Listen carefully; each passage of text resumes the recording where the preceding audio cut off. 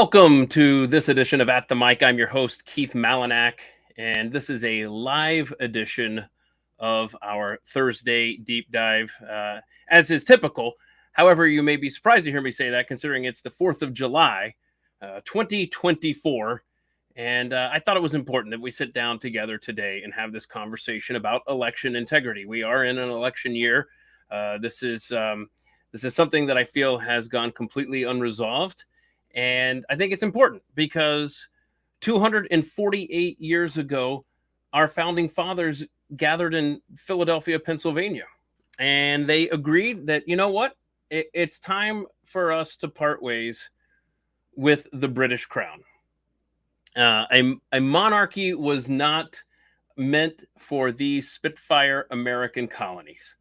Our ancestors determined that we were meant for something better. And we were meant to forge our own path and form our own country with a government that we, the people of the United States, would determine through elections, where the consent of the governed was the primary objective. Now, through America's imperfect history, that hasn't always been the case. Some elections haven't always been secure. And the path America has taken hasn't always been the path America and Americans have chosen.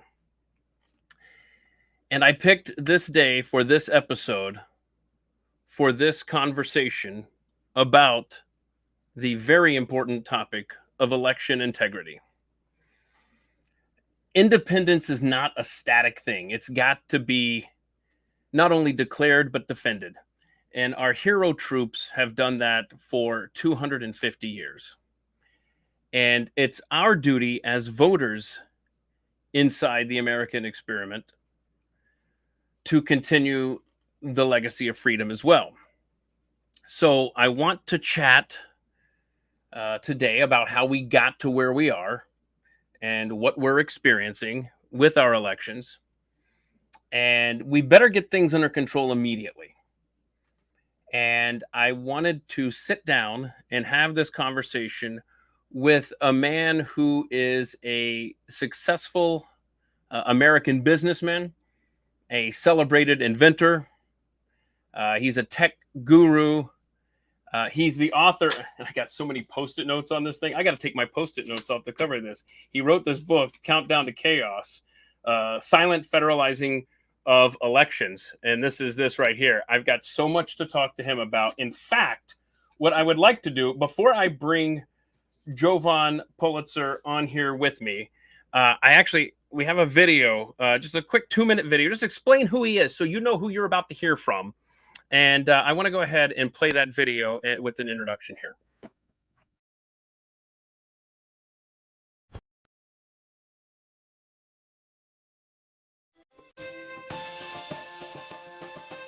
Great ideas are brought to life by great thinkers.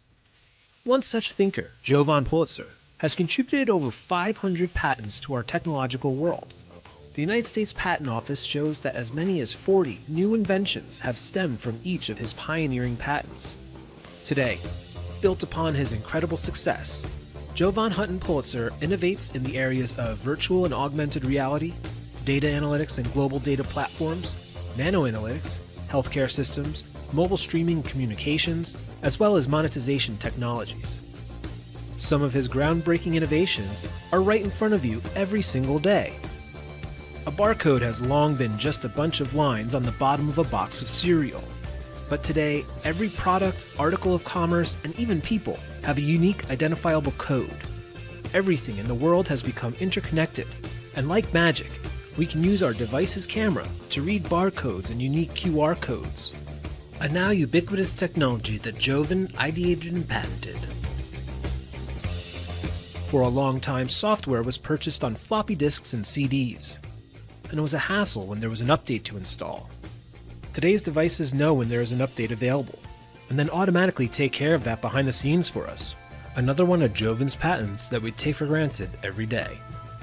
Several years ago, viewing the same website from a computer to a laptop to a mobile device always seemed to make it look wonky and broken. Thanks to one of Jovan's patented ideas, websites fit perfectly into the screen you're looking at. That's what we call responsive design. We all remember when taking a toll road meant digging around your car for loose change to pay the attendant. What a traffic jam. These days, manned toll booths are a rarity. A tag in our vehicles linked to our credit card automates the payment process. Our inventor Jovan Pulitzer innovated the device that lives in your car and the system to capture and process that message.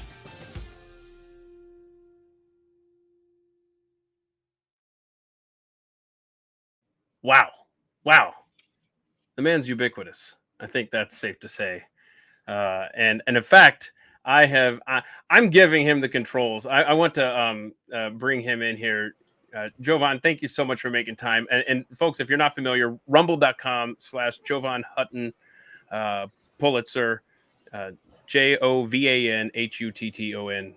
Oh, it's right there on the screen. My bad. Anyway, so like I said, I'm giving you the controls here, and I want, because I know you've got so much to share, and I'm looking forward to and in fact, I already know how angry I'm going to get just by reading through the book as well. But I also want to bring in a forensic researcher to join us. She's not going to appear on camera, but Eve DePita, I have unmuted your microphone, so you probably have plenty to say while we're sitting here talking. I am honestly just going to sit back and enjoy the presentation with everyone else, and I will probably chime in on occasion with my own questions. But Jovan, thank you so much for making time. Eve, same to you. Please take it away.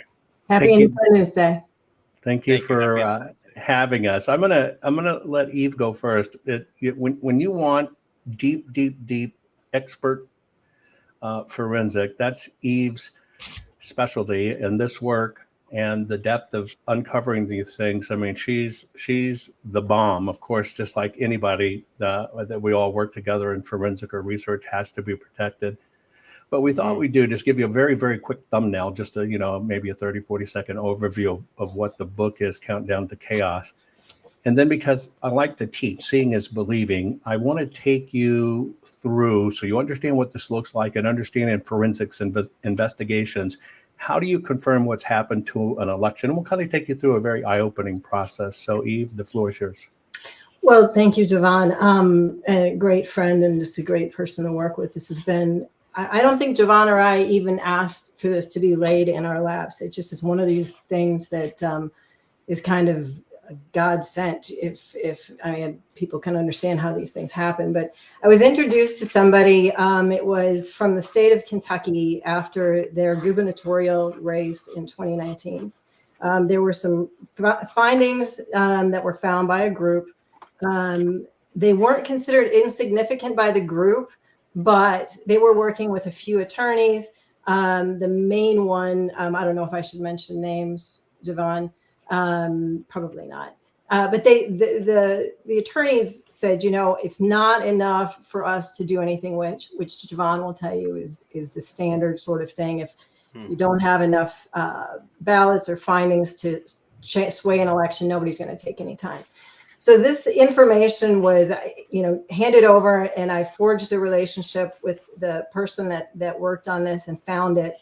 And it was very interesting to see what came out of it. And I think a lot of this came from, first of all, kudos to Glenn Beck. The Nick Sandman case, he put together with a timeline, he called it TikTok, which he took every single shred of data that he could find, and he put it in a timeline with time and date stamps. Jovan is going to tell you how he did this with ballots.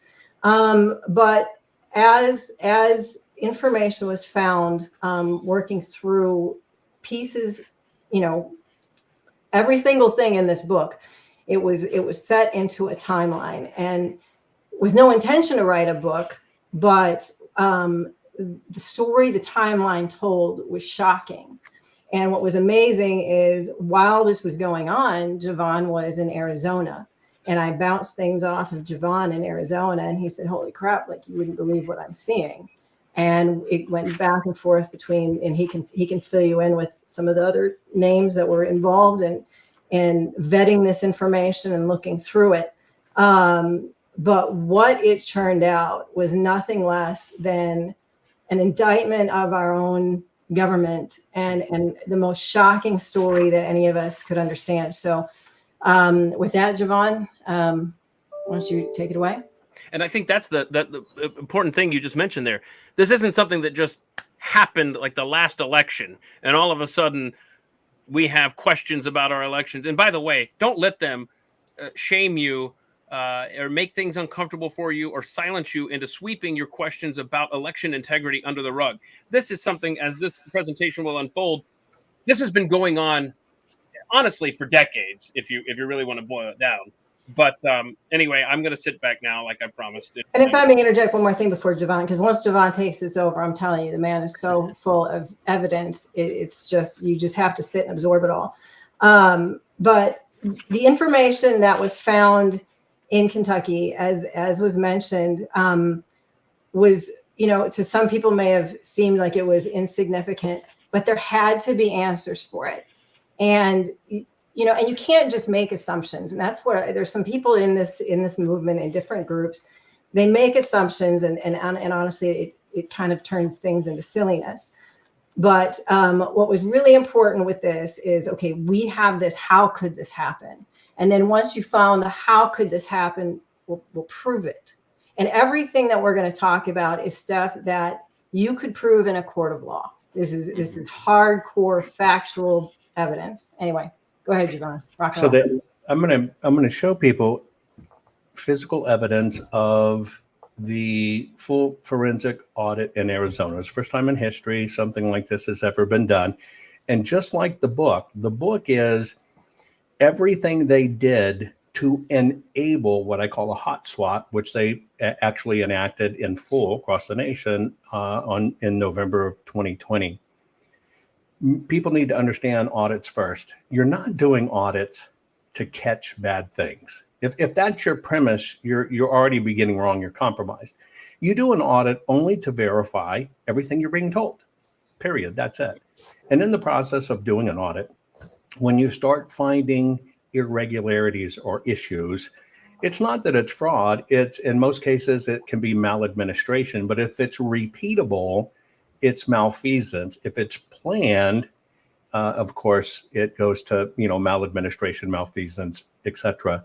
Now, we need to understand some of the issues that happen with our elections. I'm going to show you things that were not properly explained in the election, but I want you to go into this with three premise, folks. Number one, if you have nefarious plans for an election, you only need three things. Number one, you need time to execute your plan. Criminals take time. They plan it well. There are events that you do pre-election. There are events that you do during the election. There are events that you do after the election. So you need time. The second part of it is you need what's called fungibility. Now, in an election, fungible assets would be like if you wanted to trade your retirement account, cash, and you wanted to trade it for gold of equal value. That's called fungibility. You're just swapping it for something else.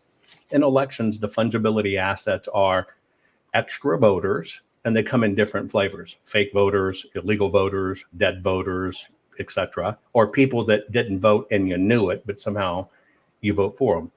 And then you need an overabundance of ballots. That means ballots that were overprinted, ballots that were captured, or ballots that you actually print on demand and hope nobody notices. And then last but not least, and this is the most important thing, and this is the premise of the book, you need to have real-time information of everything that goes on in the election. Because if you have a precinct that has 2,000 voters and you just dump an extra 1,000 ballots in there, you're going to get caught. And the system's designed to make those things stand out glaringly. So to pull off the charade, you got to make America believe it was a close race, it was hard fought, but you don't want to trigger the rules and laws about that would trigger an audit. So it's all this game, but it's about information.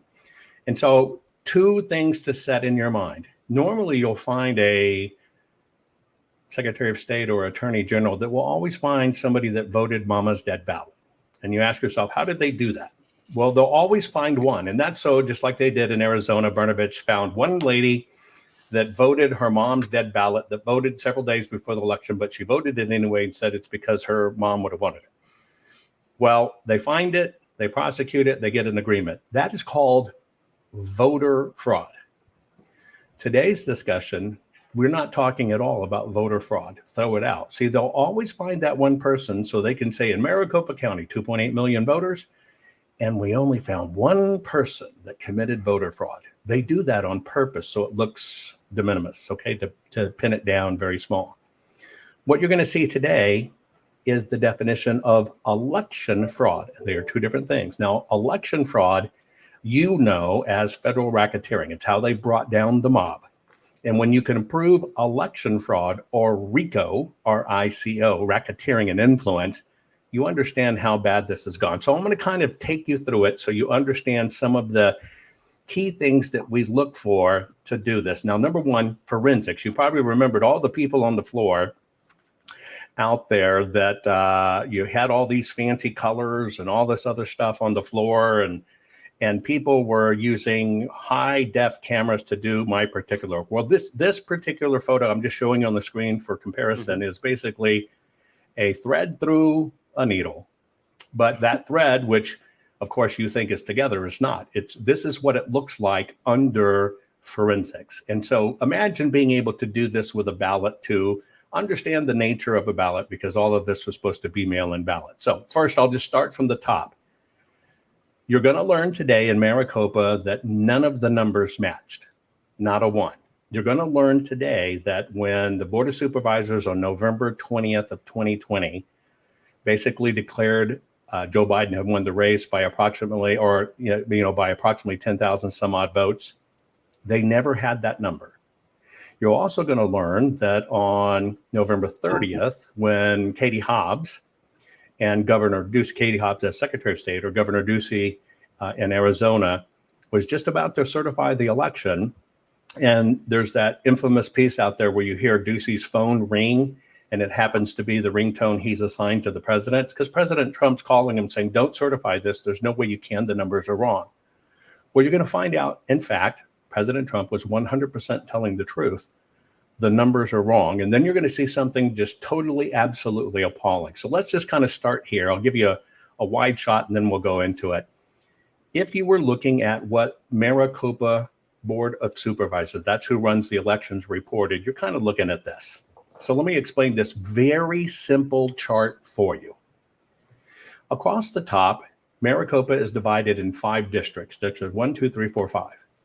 You only have 3 types of ballot. You have what's called a machine folded ballot. Now, remember, we're looking for rules, right? We're looking for hard rules we can measure against. Well, a ballot that is printed and then put into an envelope with a return envelope is called a ballot packet. Those are made on an assembly line by very high-tech machines. And those machines are just to the nanometer. I mean, they are tiny, tiny microscopic correct. They have to fold properly or else the equipment can't get the envelope in. So as we heard in 2020 that the election was predominantly done by mail-in ballots, and it was the first time in history that we had dumped so many mail-in ballots and that the nation had followed along. So that's the first thing we measure against. How many of the ballots, based on what they said, that could we really tell by forensics, looking at it closely, were machine folded? Now, there should have been, across the precincts, under all circumstances, it should have never exceeded 84.13%. I'm looking at the little orange banner at the top. Now, you can look straight down that column. You can see all districts failed. They had less. They had significantly less than was reported. So you have to ask yourself, wait a minute. If you said all of these ballots came in that were mail-in ballots, and there was 84.13% of them, and those are actual mail-in ballots, but you didn't make those numbers up, they weren't really real, well, what happened? Well, then you look to the next category of ballots. Now, that's called technically an early vote or a walk-in ballot. Now, what that means is the county has mailed you a ballot. You decided for whatever reason not to use the machine folded ballot. You walk in to your voting precinct or wherever you vote, and you say, I'm here to vote early. Remember, they think people can't have IDs and people can't have days off and people can't drive cars, or you take your horse and buggy to the election, so you need a full day to get there election day. That's what they do early voting for. Used to be for people that were in hospitals or overseas. Now it's just open to anyone. Now, in that scenario, you walk into a place to vote, you check in ostensibly, they're supposed to check your ID, which they didn't do. And what they do is they look you up to know where to put you, meaning your precinct, and they print for you a ballot. That is a walk-in early vote ballot. Now, the ballots that are mailed are in color. The ballot that is designed to be walk-in is decidedly in black and white. So the first thing we can look for scientifically as we look at, is this a white color ballot or a black and white ballot? Then there's a second unique character. That character is when you get this ballot printed out from the machine, you fill it out, and then you personally fold it. Are you going to fold it exactly like a machine folds it? No. Does it need to be folded perfectly? No, because it's not going in an envelope. It's just going into a box. How many times when you were in grade school or otherwise did you try to fold a piece of paper perfectly in half, but you look at the other end and you got one little lip or dog ear sticking up? It's very hard to do. Right. Now, those are how we can scientifically look for the marker of, hey, is this an actual early vote ballot? So we look at them. Well, once again, those should have not exceeded 7.53%. But as you look through it, remember, we didn't have enough mail folded, but in the hand folded, it was off the charts. We had 25% plus more hand folded ballots than there ever should have been. So now you're going, okay, you don't have them in true mail-in.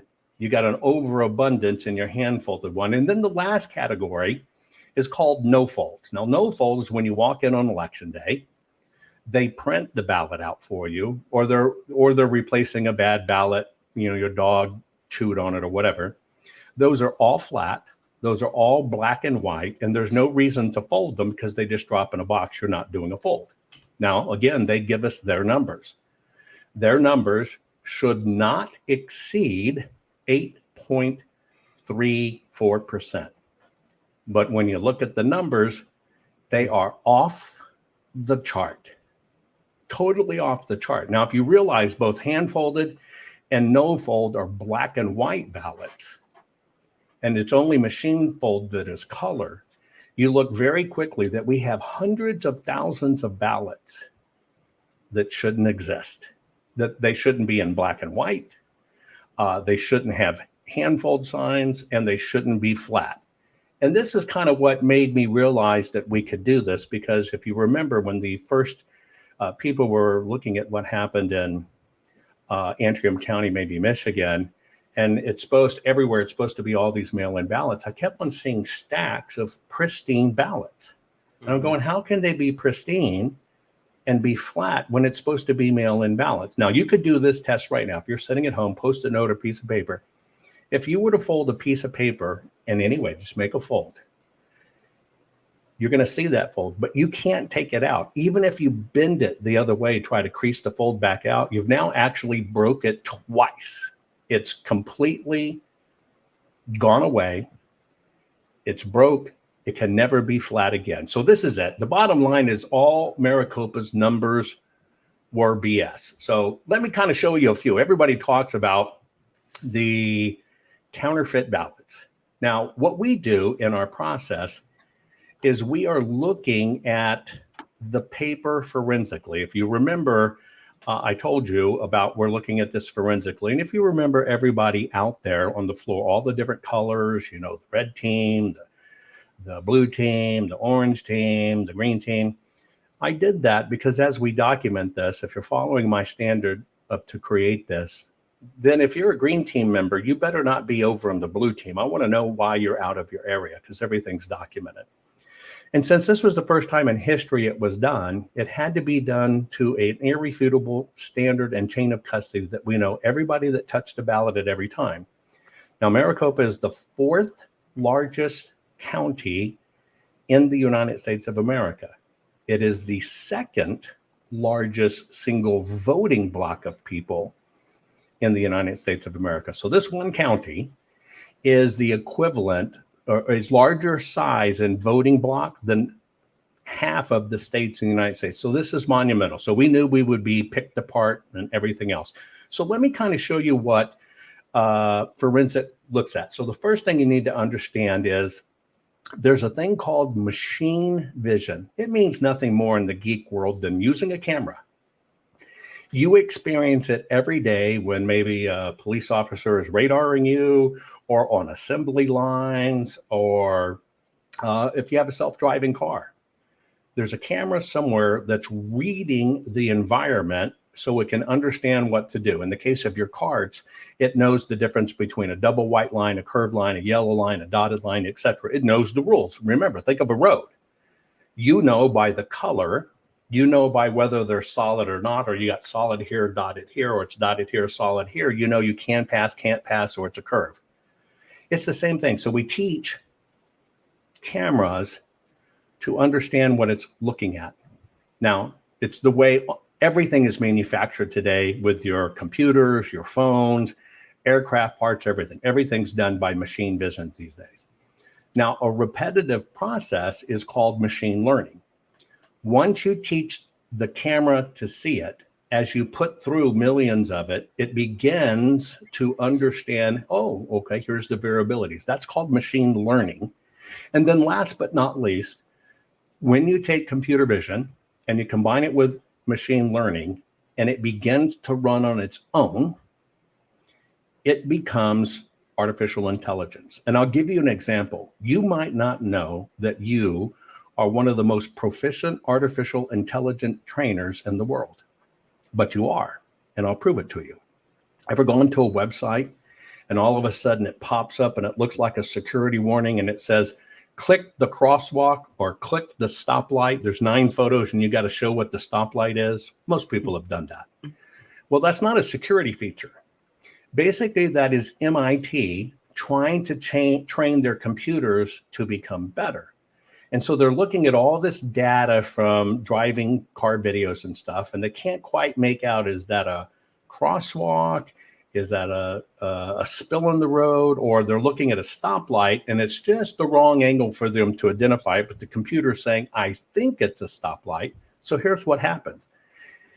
Because you can learn, and because you have all this real-time experiences and your eyes are better than any camera can be, and your brain is better than any machine learning can be, all they're doing when they serve you up, they're putting in there what they believe is already a stoplight. Then they also serve you the images that the computer gets wrong most often as a stoplight that aren't. And it asks you to click the 3 that are stoplights. In doing that process, you've made that website money. They've used your brain, which you didn't get paid for, and you're training computers to become smarter. So you, just so you know, folks, are the greatest trainers of artificial intelligence of the world. And that's how the system uses you. But let me show you how this works. I'm just going to kind of show you when we're looking at the paper, and I'll kind of describe it as it goes. So in all of this photography that we were doing, each individual corner you see here is where one of our cameras are pointed. Now I'm showing it to you in 4-screen format, but if we wanted to blow any one of these up, we can blow it up to the size of a billboard. Now I'm going to start it again because I want to point something to you. For the moment, just humor me, only look at the top left corner, because immediately you'll see something that tells you, oh, this is a folded ballot versus a flat ballot. Just watch the top left corner. See the fold? Flat, flat, flat, flat, flat, flat, fold, fold, flat, flat, flat, flat, flat, flat. See, that's machine learning. Now, on the left, we're looking at how did the vote go. So you see Biden or Trump, that's what it's reading, and you're looking at the ovals. Now, if you look at that oval, you're seeing how people write. They might zigzag left, they might zig right, they might fill it out completely, they might scribble, they might not. It might be a Sharpie, it might be a gel pen, it might be a pencil, whatever the case may be if you're looking at the left. And so our systems are documenting this. Now on the right, that's the paper itself. We're only looking at the corner of the paper. Now this has special filters on it, and you see the little dots that are popping up that are circled in blue. We are confirming that this is the right paper, and we're looking for something that is a tiny fraction of a blood cell, and it's called a stochastic pixel. It is how your computer knows how much ink do you have left. It's not measuring the wells. What it does is it dribbles tiny microscopic yellow dots. And basically, once it dribbles it, then it can read it and understand, and that's how they know where you are in your ink process of doing it. So what we're doing is we're just confirming, okay, this paper has been printed on the proper machine because it dribbles stochastic pixels. Now look at the left bottom. You see how it's red? Okay. Now you see two versions of it. We're looking where it says vote both sides of the ballot. The bottom left corner, you see one version red, one version blue, that little cutout. This is how we double confirm, is this a color ballot? We're looking at that part that's printed by a color machine. And so the red being proper red will look red. And then in that insert window, in the frequency look, it will print out blue. That's how we tell, is it the proper ink? And so you're looking through this as it runs through just a bunch of ballots. And then the bottom right, it's kind of like the scope on a gun. If it's printed with the right paper and it's printed with the formal machines that are the only ones supposed to print colors, then that bullseye target should be basically right there at 100%. And you can see it just keep on dinging, 100%, 100%, 100%, 100%, 100%. So this is the process by which we would conclude this is a proper ballot. It was voted by a human. It was printed correctly in color, and we can find the stochastic pixels to verify it is an authentic ballot. And when you look for ballots that and you check it against itself, remember there are like 2 million ballots to deal with. So what you're doing is you're literally verifying it against itself. So if you have 2 million ballots, the propensity of ballots are going to be printed correctly by bulk. And then anything that's different than the average you get over just hundreds and hundreds and hundreds of thousands of ballots are going to stick out like a sore thumb. Now, let me show you why we do this. And I'm going to give you some simple numbers. Now, let's just kind of play a game. Maricopa's county is just like the Dallas-Fort Worth Metroplex. It's 80 miles from one end to the other. If you did a cross axis like this, super long. And you have several ways you do your ballot. You either fill it out at home and you drop it in the mail, and it goes to one singular location. Now, what you need to understand about ballots going to a singular location, there is no sorting needed. Does that make sense? Because it's only going to one place. So then I have to sort them. They know exactly where it goes. Or you're dropping them in a drop box. Now, a drop box, basically what happens is you, in a drop box, things are gathered, let's say in a neighborhood, right? You follow what I'm saying? Are gathered in a neighborhood. Now, if they're gathered in a neighborhood, it's primarily people walking or driving by that box. So you have to basically believe they live there or they commute right there. So you're going to see a bulk of ballots from that drop box. Does that make sense? Because it's all the neighborhood people. So let's kind of take a look. Let's kind of take a look at some of the ways you can look at ballots when you look at them by forensics. So I'm going to give you an example. Ready? Number one, this is a batch in Maricopa. And this is what we call our batch cadence report. Okay. Basically, just so you read it real quick, it's batch number 7. And in batch number 7, there were 294 ballots.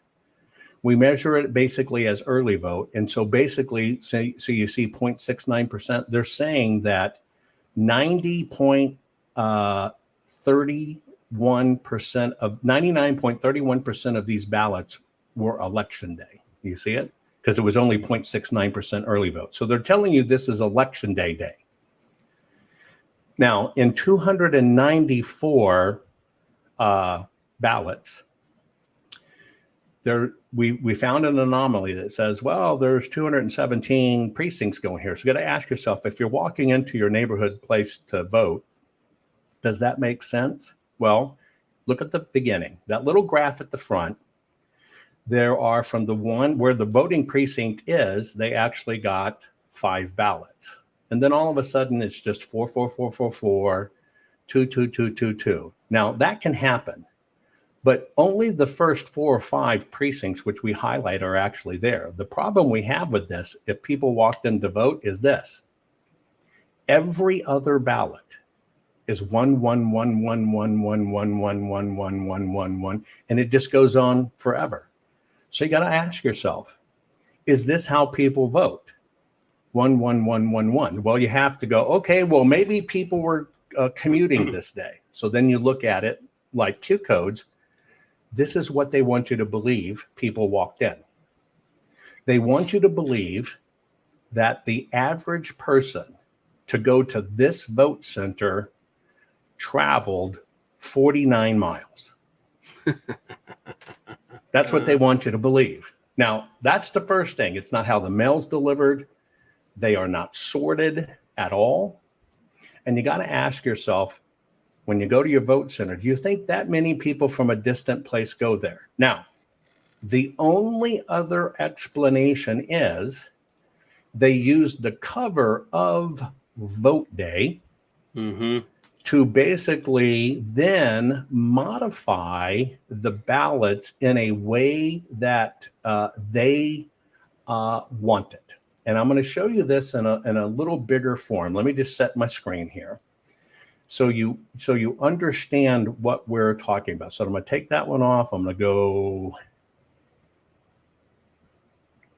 here, and I'm going to share my screen. I just want you to look at it in a different format, really extremely close up. So here we go.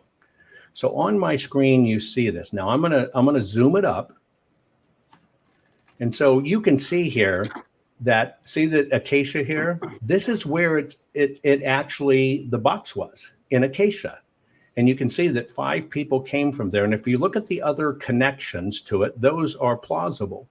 But you got to ask yourself, when it starts hitting rhythm, why was it statistically from all these other places, it was just exactly 2 people, 2, 2, 2, 2, 2, 2, 2, 2, 2, 2, 2, 2, 2, 2, 2, and it kept on doing it until it switched to just 1 ballot came in.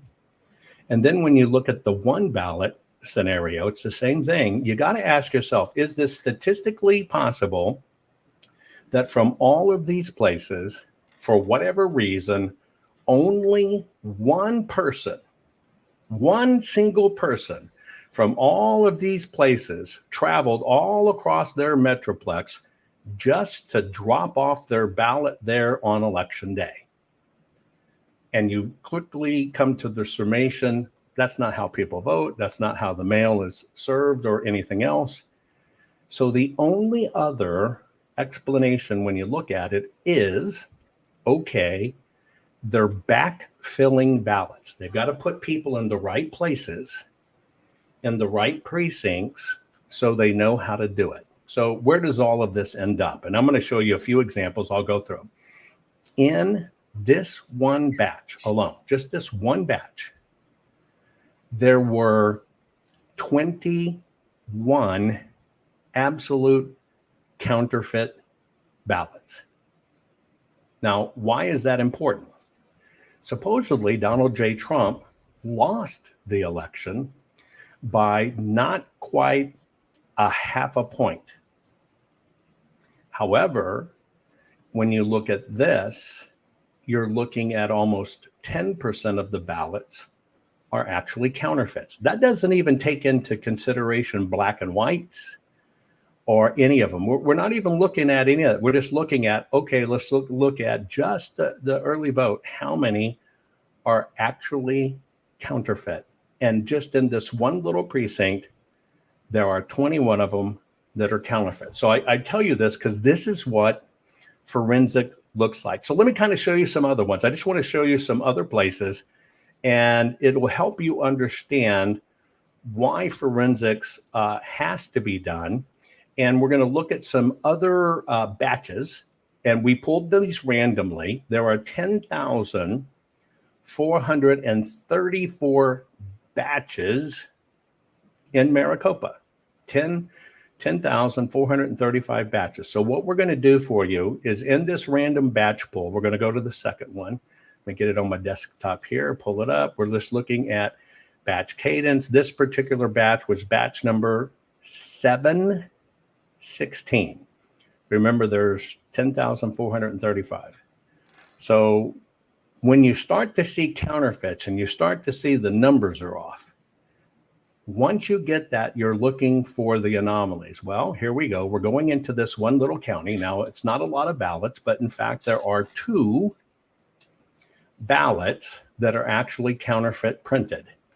Now, remember, this is where they printed something to make it look like a counterfeit ballot. But there is the advent of you can vote a legal, meaning a legal, not illegal, a legal ballot illegally. And here's how it works. When you flood the marketplace with ballots and it's all out of control, there's going to be many people that fall into the category of what's called a 5 done. No such person, no such address, no such number, unknown, and dead. Those are called the 5 dones. And so when the state sends you a ballot, they're basically saying if it's coming back, we're going to count it. And of course, that's what they did, especially when they didn't do signature checks. So these things go out, but they come back as one of the 5 dones. Now that's tracked. Most of the states report their return packets within 30 days of the election. For some reason, Maricopa withheld that information for 16 months.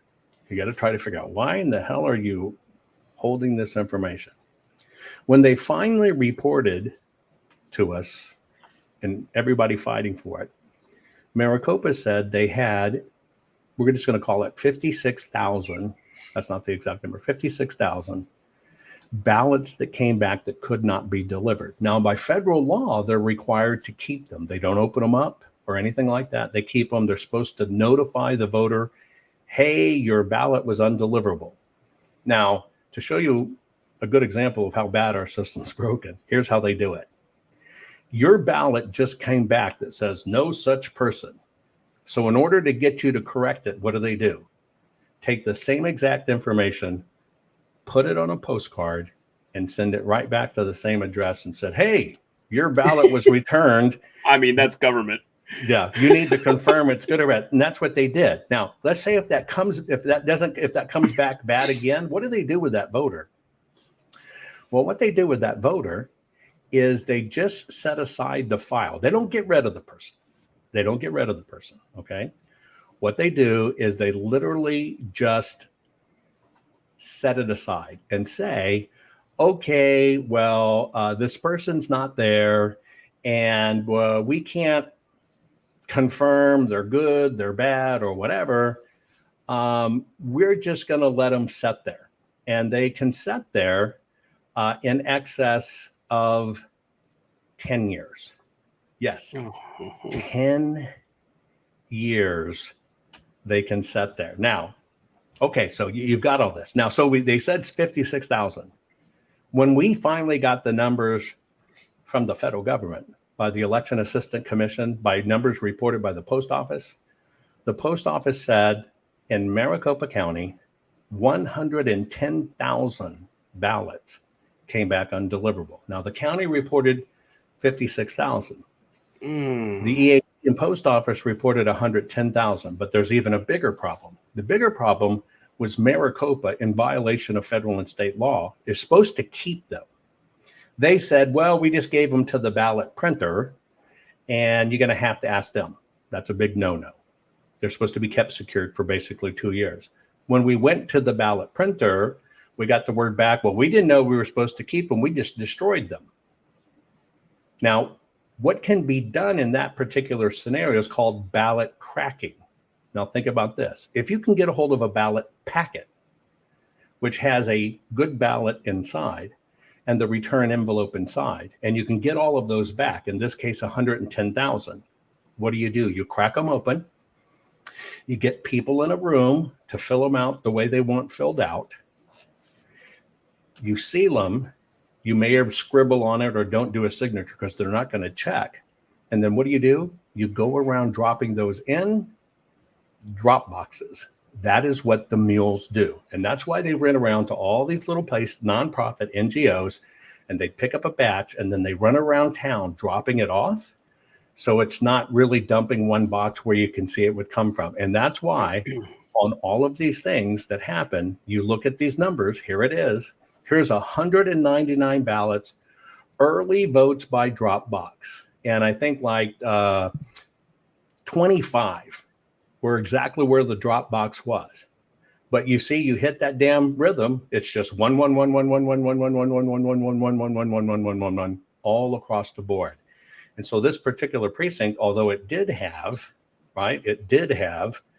some counterfeit ballots in it, you got to ask yourself, if you just reach in and grab a handful of ballots, there's supposed to be 200 ballots. If you're at the post office and it all came in bulk and you just grabbed a handful, right? Luck of the draw. Would you get so many 1111111s? And this is how people traveled across that entire metroplex to vote there? Well, let's say it could statistically happen. Okay. All 10,435 batches have this exact same signature. Post office doesn't sort them. They're not supposed to sort them. They're just supposed to grab them and put them in buckets as they come in. Every single batch in Maricopa has that. And that's the issue of what they do. I'll cover just a couple other fine things, and we can get in talking and I can take your questions stuff. But I want to show you just a few other things so you understand how this is done. Now, we can go 100 different areas. What we do is we use we had to create a way to create a fingerprint to understand how many machines were used. Because now we know we got a problem. We know we got all of these black and white ballots. And the one thing we know about a black and white ballot is it's not off the official printers. Mm-hmm. So the only other place it is supposed to come from is what's called the ballot on demand machine. Okay, it's the only other place is supposed to come from.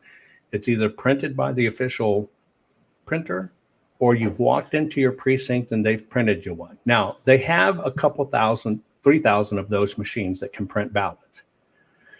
So I had to invent a way that I could identify the actual machine it came off of. Now, if you remember in our video that showed that we're looking at the bottom, and I'll remind you, bottom right-hand corner, what we're doing is we're looking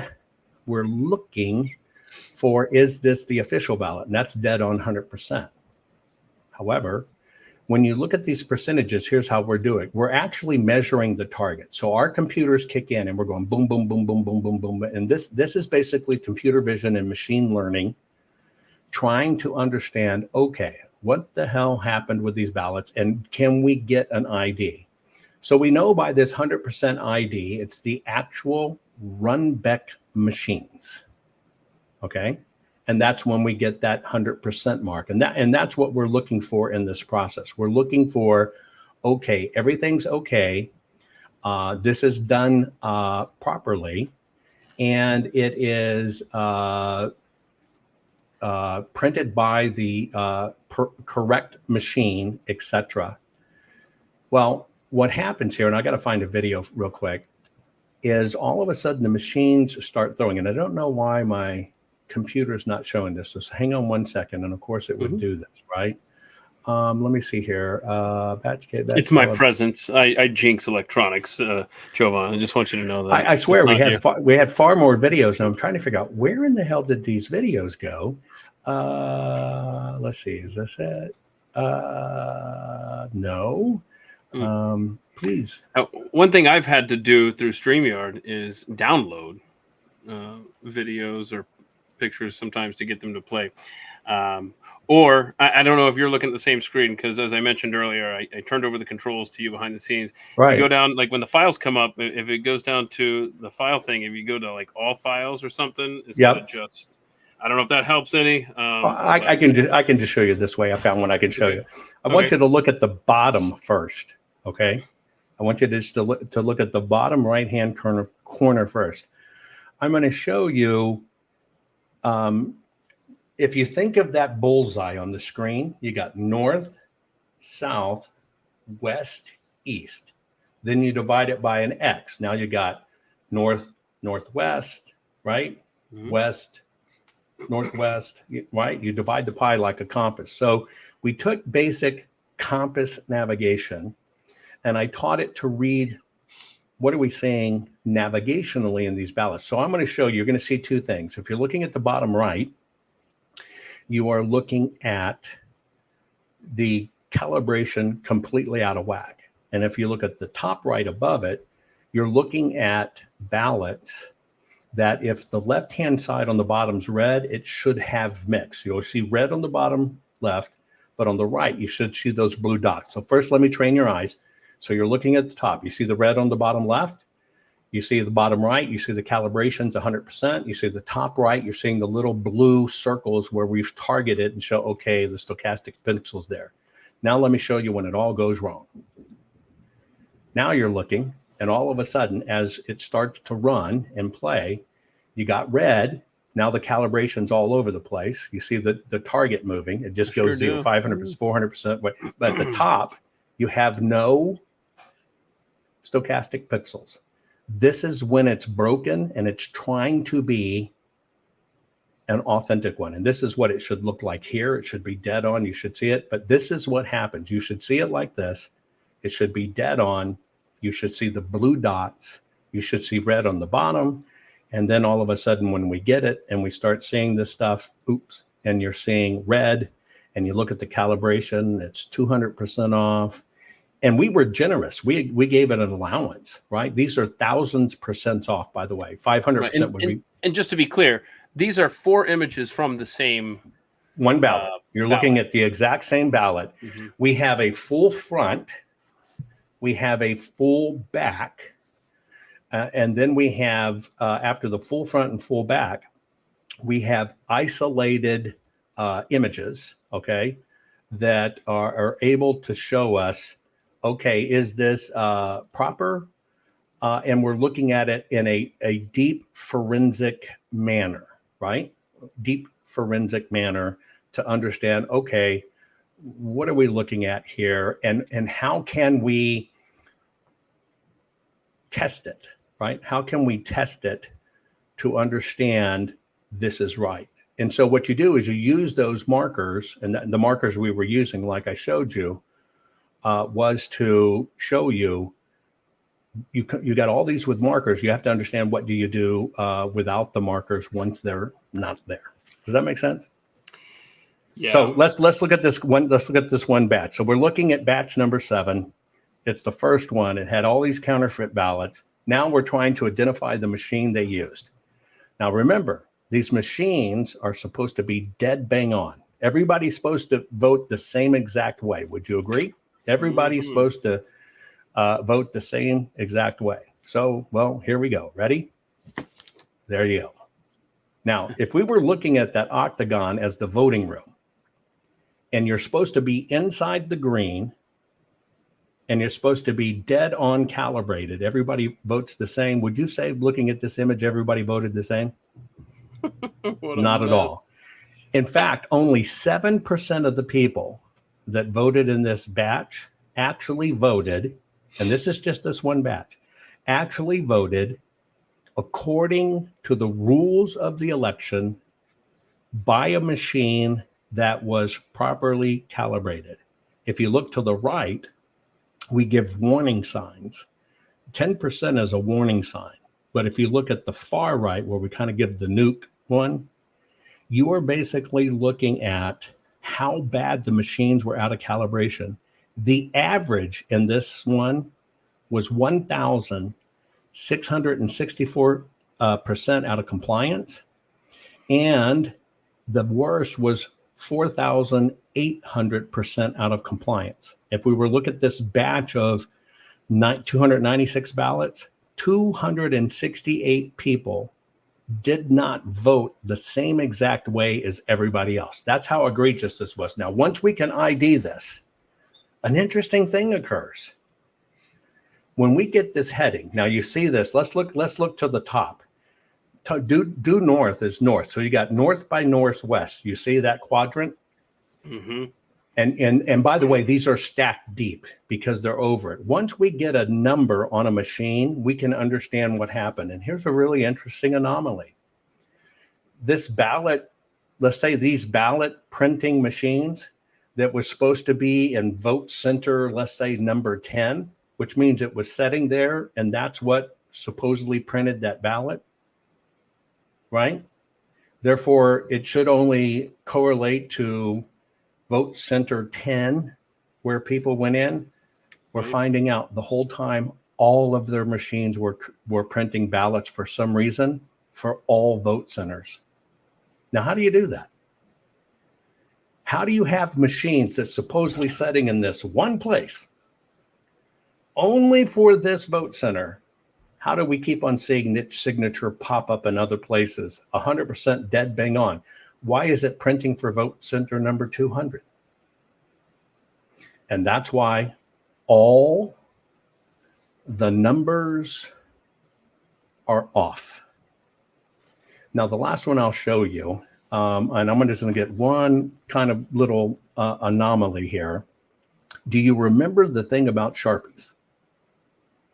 Oh, I remember something in Sharpies. Oh gosh, it was Arizona, right? Right.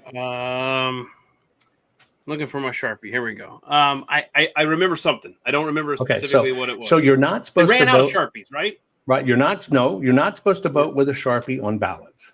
Okay. That's number one. It's been forbidden forever. Do not vote with a Sharpie on the ballot. And it's because the ballots bleed. Okay. Okay. All right. That makes sense.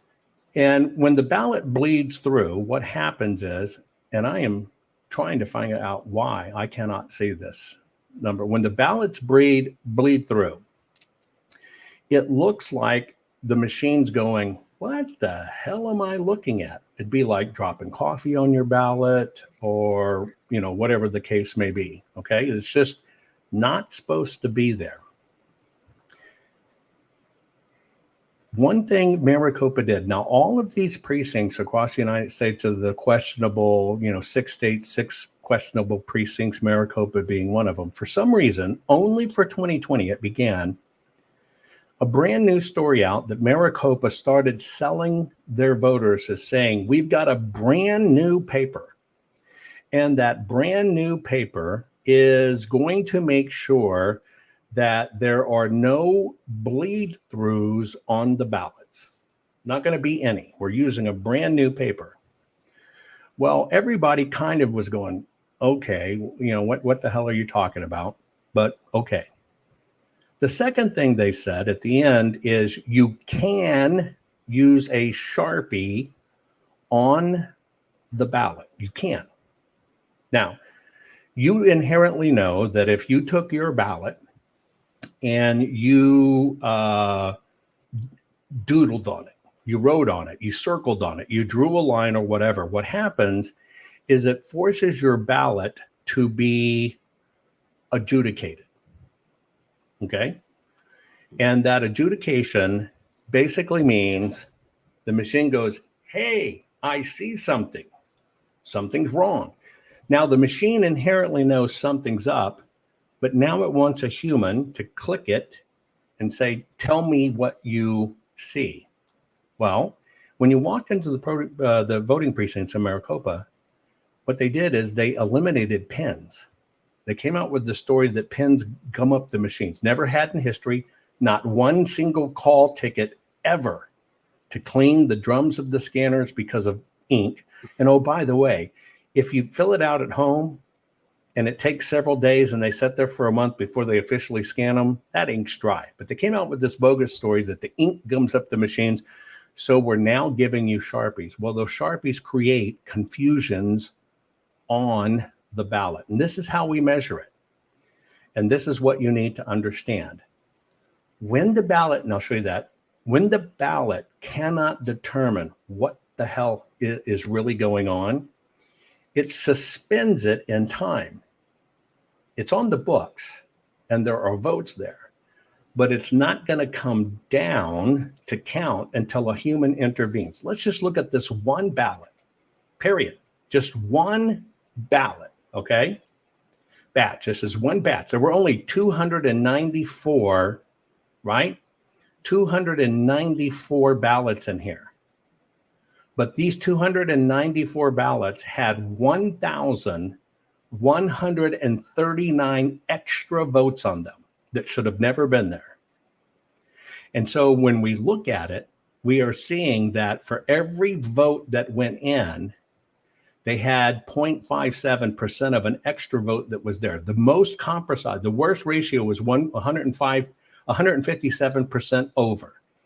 All of these create conflicts. And if you look at that one little 14th Amendment point, 54 votes on 294 ballots, and they happen to only occur really at the presidential level, was so close that the machine thinks it's a double vote. Now, the most important thing you need to know is forced adjudication. Adjudication really should be 2%, maybe 1%. That's the standard. Let me see if I have an image that is useful for you here. Is that kind of what you're? If you look at that image, yeah. And I don't know how that came to you, and it's not on mine. Are you? I was able to get it over. Yeah. Good. Are you able to zoom that up? Look at that, folks. You see all those little ghost ovals? Yeah. Right through the middle, even through the writing. Those are called bleeds. I was looking for that, and thank you for bailing me out. I couldn't find it. That's just one sample. So if we're looking, let's just wait. Stop right there. Okay. Right there. All right. Just look at the put the middle thread. Go scoot it up, the image up. Keep on going up till it comes to the middle. Keep on right there. Okay. Just look at the middle, folks. Let me show you something and show you how this works. This is bad paper, meaning it's not the right paper used, and you voted at a voting place in person, election day. Now you see 1, 2, 3, 4, 5, 6 properly voted ovals. Those are the top line. You see it right there in the middle. You can see it was a vote for Alan John or John Allen, a vote for Jerry Sherlock. Those are the real votes. 1, 2, 3, 4, 5, 6. Now the ballot displays just along that one row how many extra votes appear. 1, 2, 3, 4, 5, 6, 7, 8, 9, 10, 11, 12, 13, 14, 15, 16, 17, 18. And that's just one line. And so what happened? Yeah, when this occurs, the machine doesn't know what to do. It's going, what the hell to do with it? If you'll remove that from the screen real quick. Oh, I got it. Never mind. So let me show you something. In 2016 and earlier, dealing with batches of 200, if in fact you had adjudications, it would normally be about 1 every 200 ballots. And then as we started edging into 2016, it became, it got to the point that it was 1 out of 50 ballots. Okay, so that was 4 adjudicated ballots out of 200.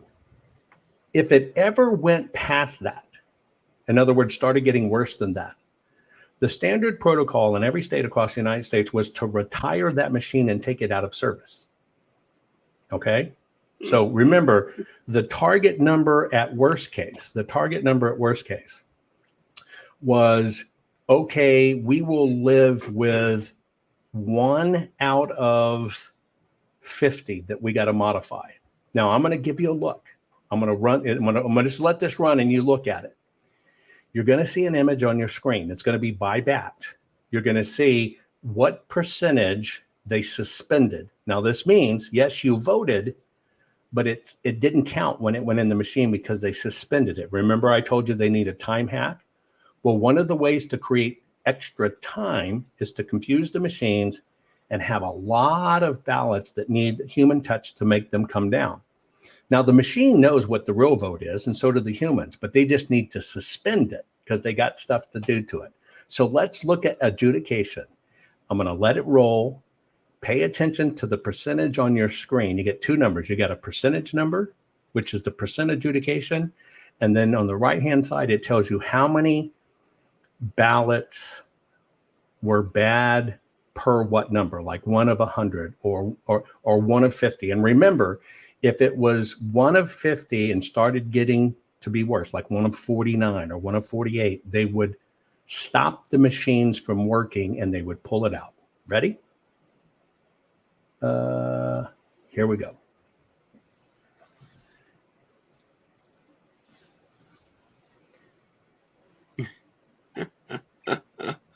Not even close, man. It should not be. It should not be lower than 1 out of 50. What you're looking at in Maricopa statistically, and this happened in every one of these swing states, for the very first time in history, adjudication went through the roof. 1 out of 10, 1 out of 9, 1 out of 7, 1 out of 6, 1 out of 8, 1 out of 10, 1 out of 9, 1 out of, you see it? Through the roof. So that tells you, on average, it ended up being about 1.6. We'll just use 1.7 out of every 6 ballots. And there's 2 million, supposedly 89,000 of these. Every 6th ballot they suspended. It means it was held synthetically until somebody allowed it to count. Now, remember, I told you that if you're going to swing an election, you've got to have, number one, you've got to find a way to create a time hack. Number two, outside of that, you've got to find a way that you can operate underneath with extra ballots. Now, first, to answer your question of extra ballots in Maricopa, here's your 2 answers you need to know. I just explained to you how they had mysteriously 110,000 mysterious ballots through a cracking operation disappear. That is a legal ballot voted illegally. However, something they still haven't explained to this day is the ballot printer for Maricopa supposedly sent out about 2.5 million and change printed enveloped ballots to the voting public at large. However, in their own records, they printed for Maricopa 4,089,000 ballots. They had over half more, 56% more ballots than they needed to actually run the election. Now I'm going to see, Keith, on your end, do you see something called PEVL as one of your images? It's going to take me a moment here. It's okay. On my end, it's just not showing up, but this is extremely important, and I don't know why it's not showing up on mine. But you'll have I'm just going to have to scroll through the zip file here. Any particular? It will. I'll keep looking. It'll probably be batch cadence file. Okay, I got some batch cadence stuff. Yeah, if you click on batch cadence, you'll have 3 sample files on it. Do you have one in 2 images at the end or 1? Just with those stenography or steganography? Well, maybe stenography. It might be there. You're looking for something that basically says PEVL, PEVL, which is the. Let me see if I can find it a different way. I don't know what happened between our transfers with the program, but here you go.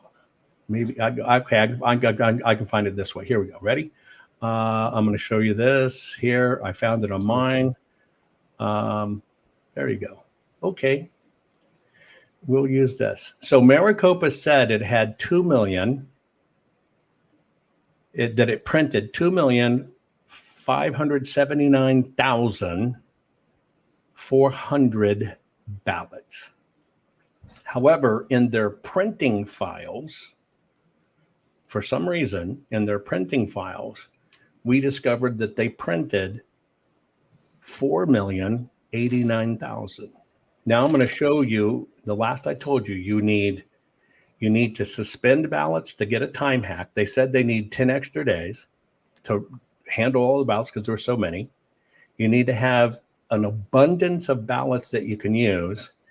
And then we're going to go to Eve, that how could they know what's going on at any time? So let's look at this little thing called fungibility, because if you're going to put in a ballot to have all these 1, you got to have a voter to tie it to. Here are the exact numbers. They supposedly have 2,579,400 voters. However, they have 284,300 at any one time that are extra weight, period, at any one time. And this is where they get those extra voters from. And so we know that they're carrying hundreds of thousands of people that shouldn't be there. So they do this nifty trick. For the 2020 election, they took those inactive people, they inserted them as a vote, but now they got to make it like they're not there. Okay. And so they did a very interesting thing. They started scrubbing the books. And here's what it looks like in scrubbing the books. Basically, we went back and we audited for years. What's the average rate they get rid of bad voters? And it's about 0.25% per month. Here's what it really looked like in Maricopa. Look at the bottom right-hand percent. Immediately following the election, all of their expunge rate of supposedly active voters that just voted goes through the roof. In most cases, it's hundreds of percent higher than they normally do. This is them scrubbing voters on the roll. So and they knew it was coming, so they let them vote. They knew they were bad.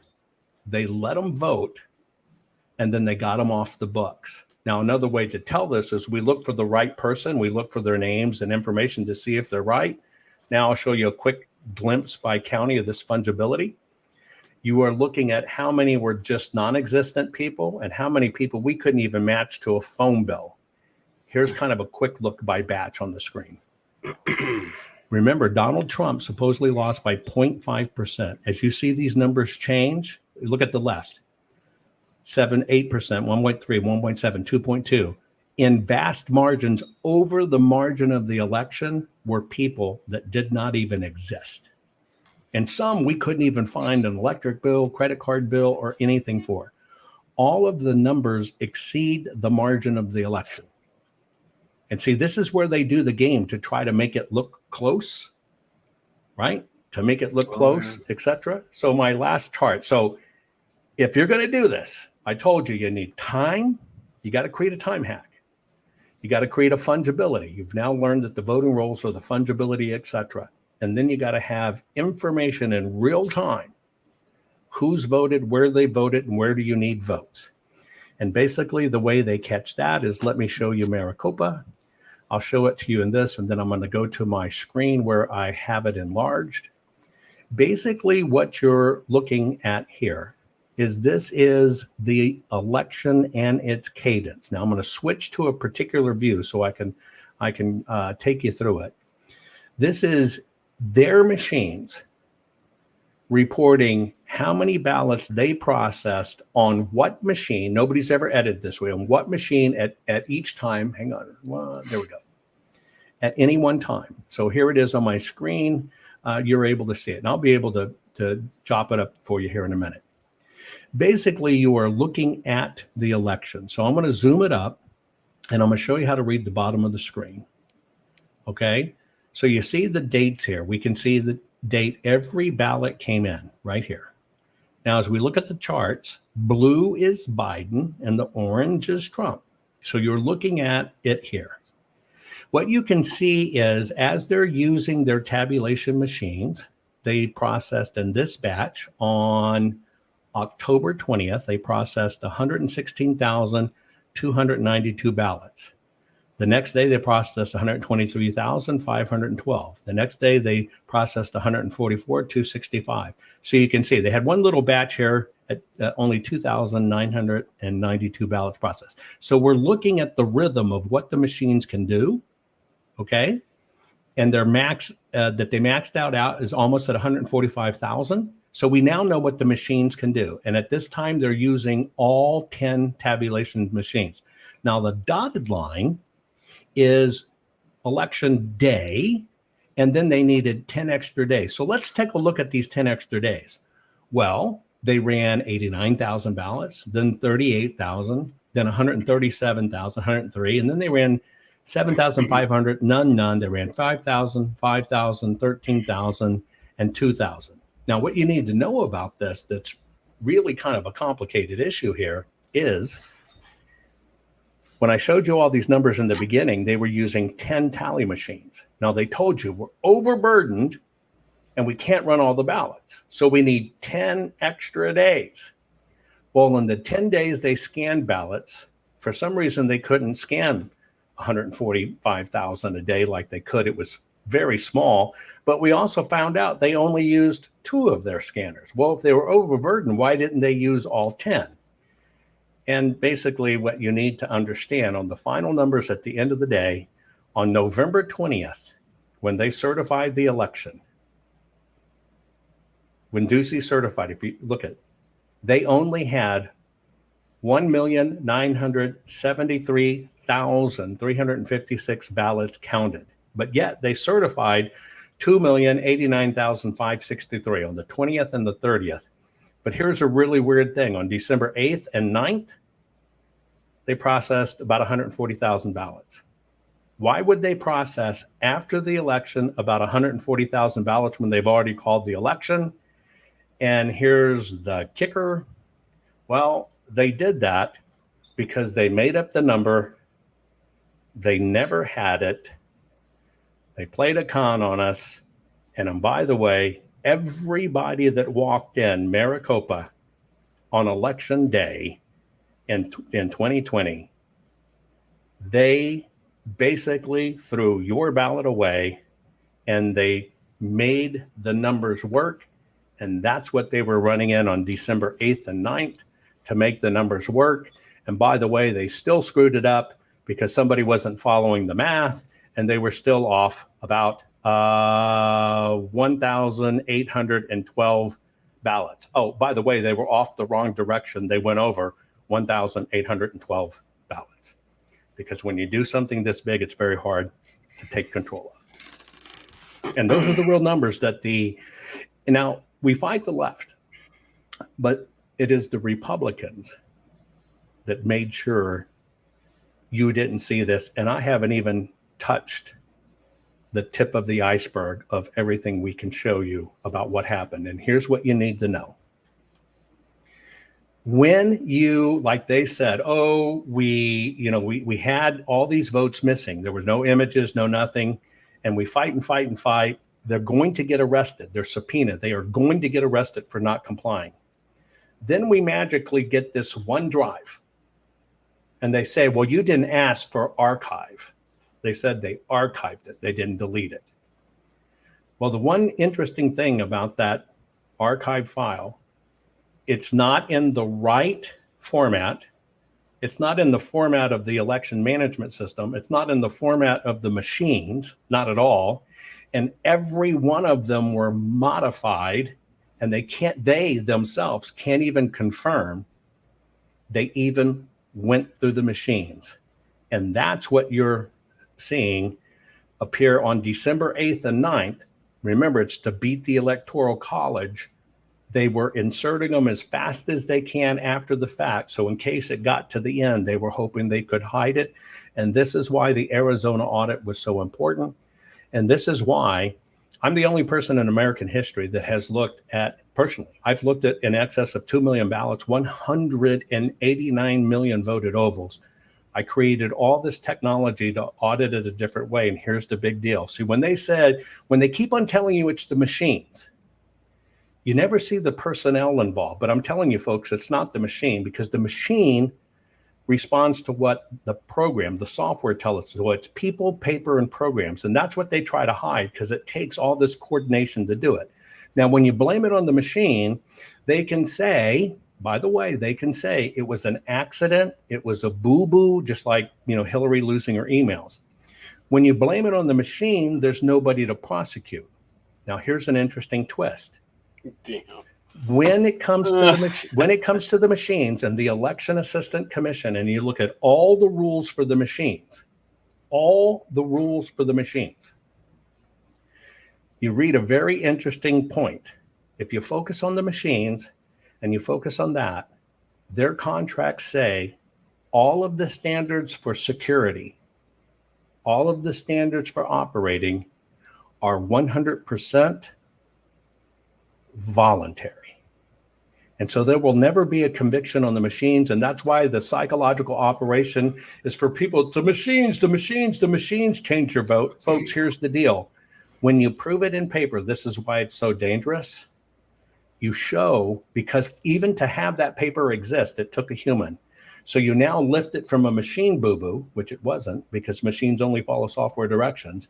And now when you put it in physical paper, the reason they don't want you to see this is because every single piece of physical paper, when proven to have been done this way, is a federal offense.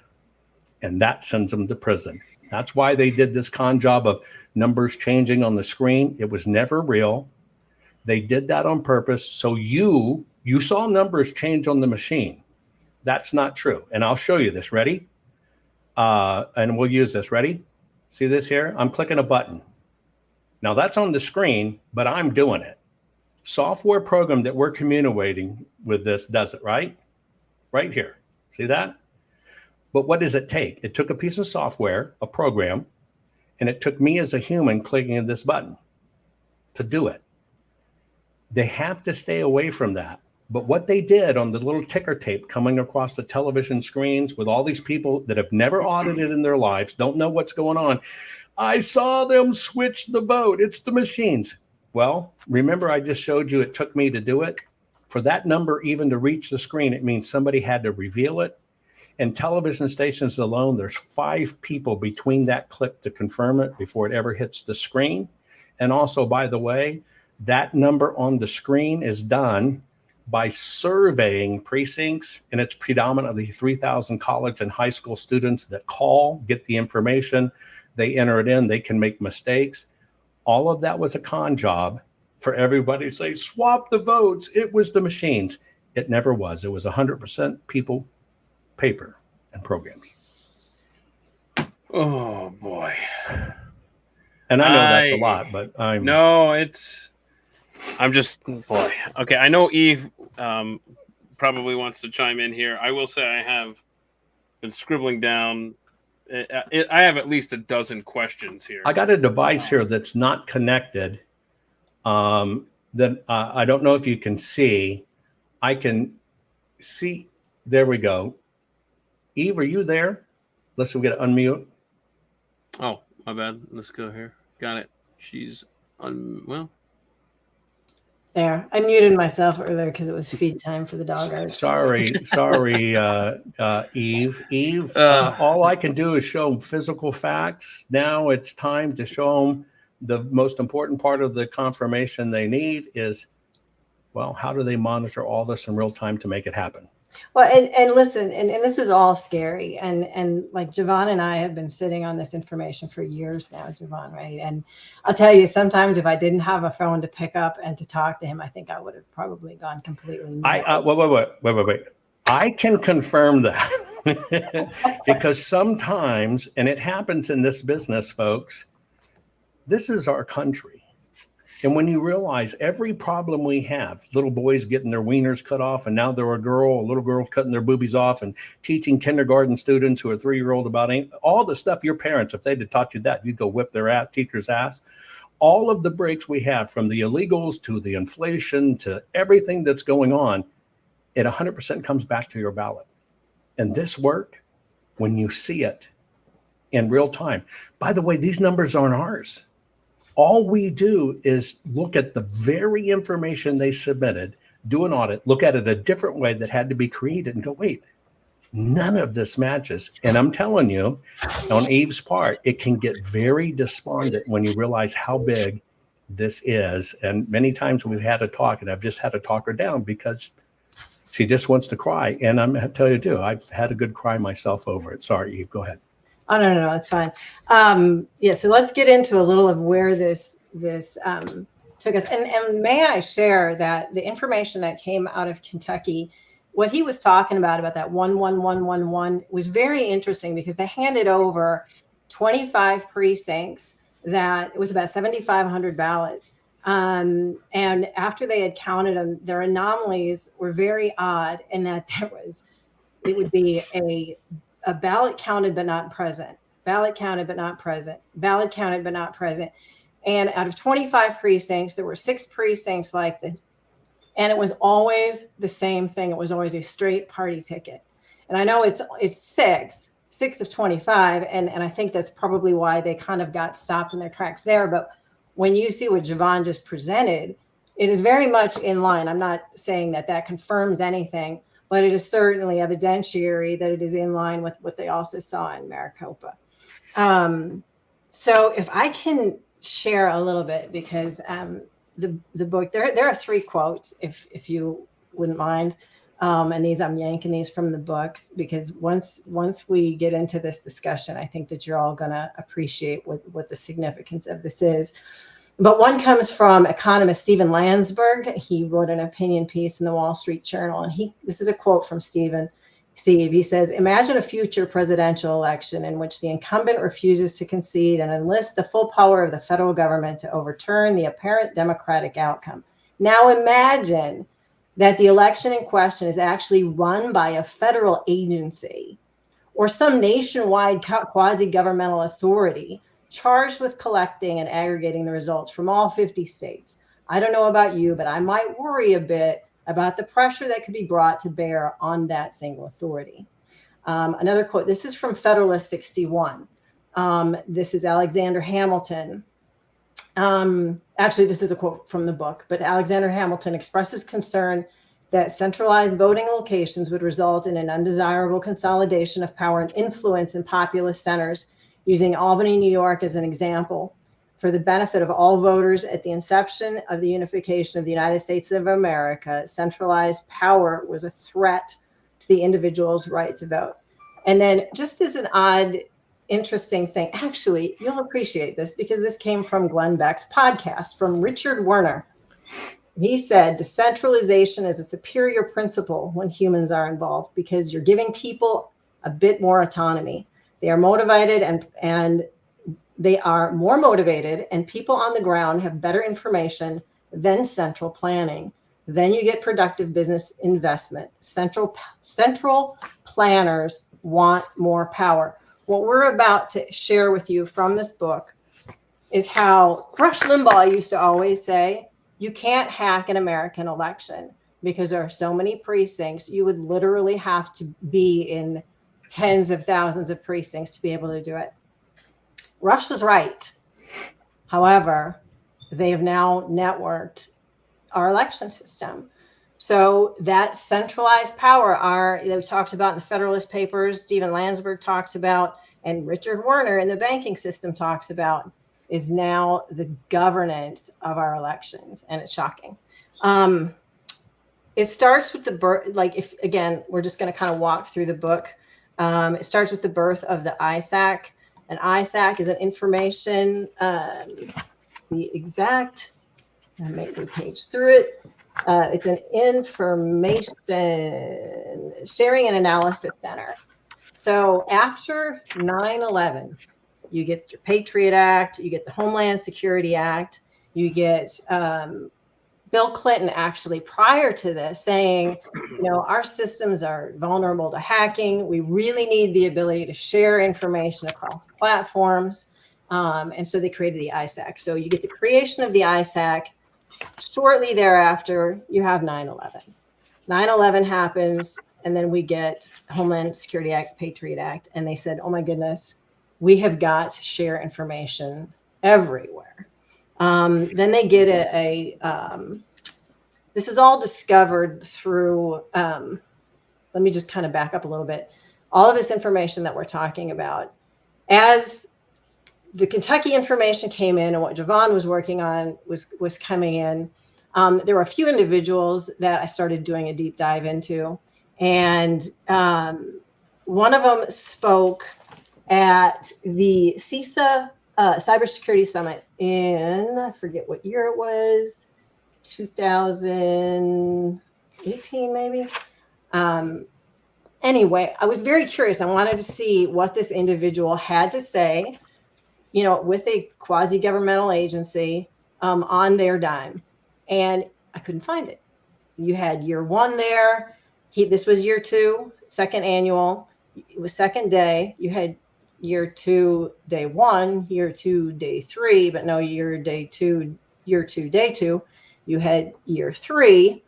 Could not find that day. Looked everywhere you could possibly looked on foreign servers, looked on social media servers, looked for still photos, looked for anything that could be found, could not be found.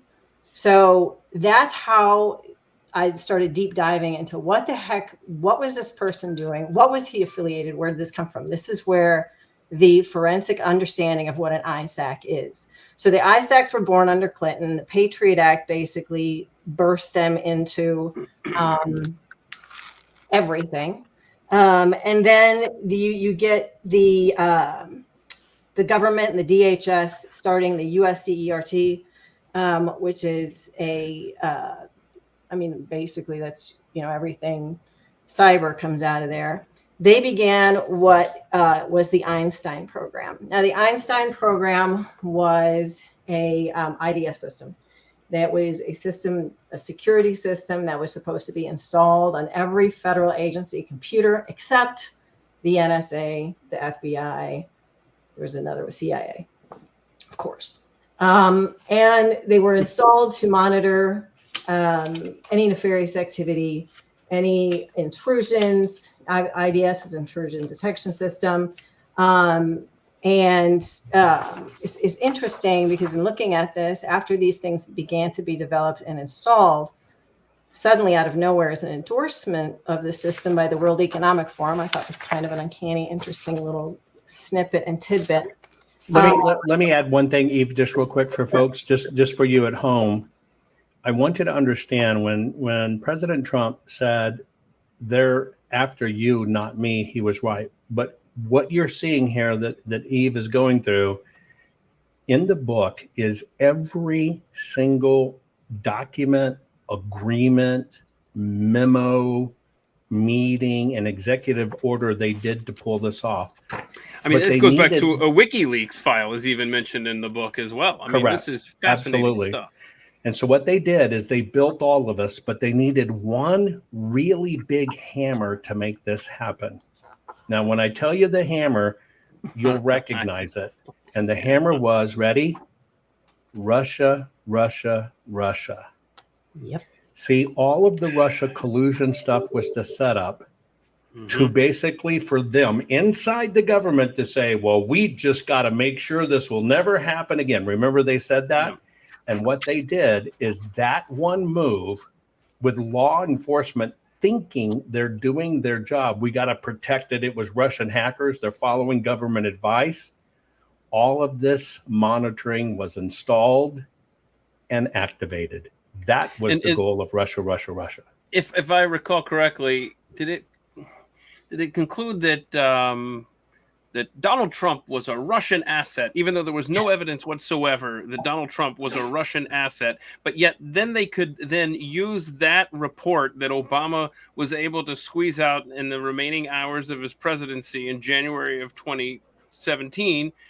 That's where they called election. I mean, get all this. I'm trying to remember all this from the book. They referred to it as critical infrastructure, right? That's when they deemed all of this.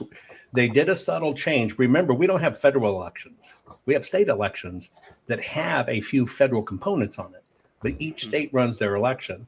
But in the pandemic and other stuff and other things they did in the name of security, they called it critical infrastructure. And I that think was that's the con. where you make the point in the book where 2018 then becomes our first federalized election because of this phony report about Trump's Russia connection. Correct. That the Obama administration was able to completely take things out of context with General Flynn and so on in December of 2016.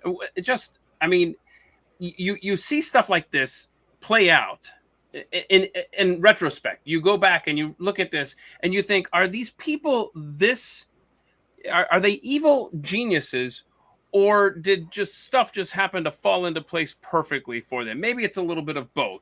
I don't believe anything fell. There's not an accident in this. Everything's planned, every single way with what they do, and every move they do is to get to their end game. But it was the only thing that was a happenstance collision, and most people don't know this. 40 years ago. Now, this only ended during the 2020 election. 40 years ago, and some of the same names like the Pelosi's and stuff, the Democrats sued the Republicans saying the Republicans were cheating in the elections. The Republicans, the same rat bastards you know today, you still see they're long in the tooth and need to go. They did what's called a consent decree. Okay, don't sue us, we'll just agree. And what they did is they signed an order saying, we will never sue regarding elections and anything nefarious. And a judge kept that alive for the left and the DC. They kept that alive for 40 years. He passed away. It finally got dropped away too late for the Trump administration go into the second term. And that's why the GOP, because it's been 40 years, so all of these people have been trained. There's no such thing as election fraud. They don't know how to look for it. They don't know how to track it down because it was an agreement done between the two parties 40 years ago. Yep. And may I add that we'll jump forward here too. This whole ISAC thing, so they set up this IDS in the federal government, but obviously they saw the power of it. I mean, you're starting to look into every system that there is. It is the brainchild of John Brennan. Surprise, surprise. He had some information on the WikiLeaks dump that showed his fingerprints all over it. But with that vision that they had into the federal systems, they said, what the heck, wouldn't it be great if we could look into the state systems? So they built the MS-ISAC, the multi-state ISAC. And at first, it must not have been something that they offered up for free. But then they said, well, okay, listen, what's most important to any tech company in the world? You play your games on your phone, it's your information, right? The information is more than money. So to get the MS-ISAC built, they said, all you have to do is give us access. We need your architecture of your network, and we need an open port, and you're in. And so they handed it over, and they get and it wasn't a ton of them at first, but like you said, by 2018 you've got them all online, and you've got over 1,000 localities online. Well, once they get that thing, now remember, every single ISAC has to be set up with a charter, and it also has to be set up with a coordinating council, a sector coordinating council. So every single one of these that exists has one of these. So they get to the point in what time would that be? 2016. So Trump gets in there. They have the systems in there. Basically what ends up coming out of Einstein is what is the Albert monitoring system. If anybody's got the book, it's chapter 6 of the book. The Albert monitoring system is installed. It is in place in 2016. Now you'll remember how confident Hillary was, and the whole system was that Hillary was going to win this. And they say that she actually had a meltdown in her hotel room when she didn't win, and I forget how much damage she did to that hotel room, but she tore it up. But I believe that there were about, what was just it? That imagery makes me smile. But right, continue. I think there were 70 monitors in the 2016 election. By 2020, by the 2020 election, we're up to 750. But in between there, they decide that the MS-ISAC isn't enough, and they build the EI-ISAC, the Election Integrity ISAC. Now, the thing that is really insidious about the Election Integrity ISAC is it has to have a coordinating council, just like all the others have to have a coordinating council. Now, keep in mind, the coordinating council is the one that manages this. Now, and you'll also appreciate this, Keith, being that you're at the Blaze. These are all public-private partnerships. There we go. These are quasi-governmental agencies that are run by private individuals, but they're managed under the umbrella of the Department of Homeland Security. So they've got layers of FOIA protection. They've got layers of legal protection. And when push comes to shove, this is who, once they sign their contracts at your state level, once they've signed that MS-ISAC and the EI-ISAC contract, they have handed the governance of your elections to these sector coordinating councils.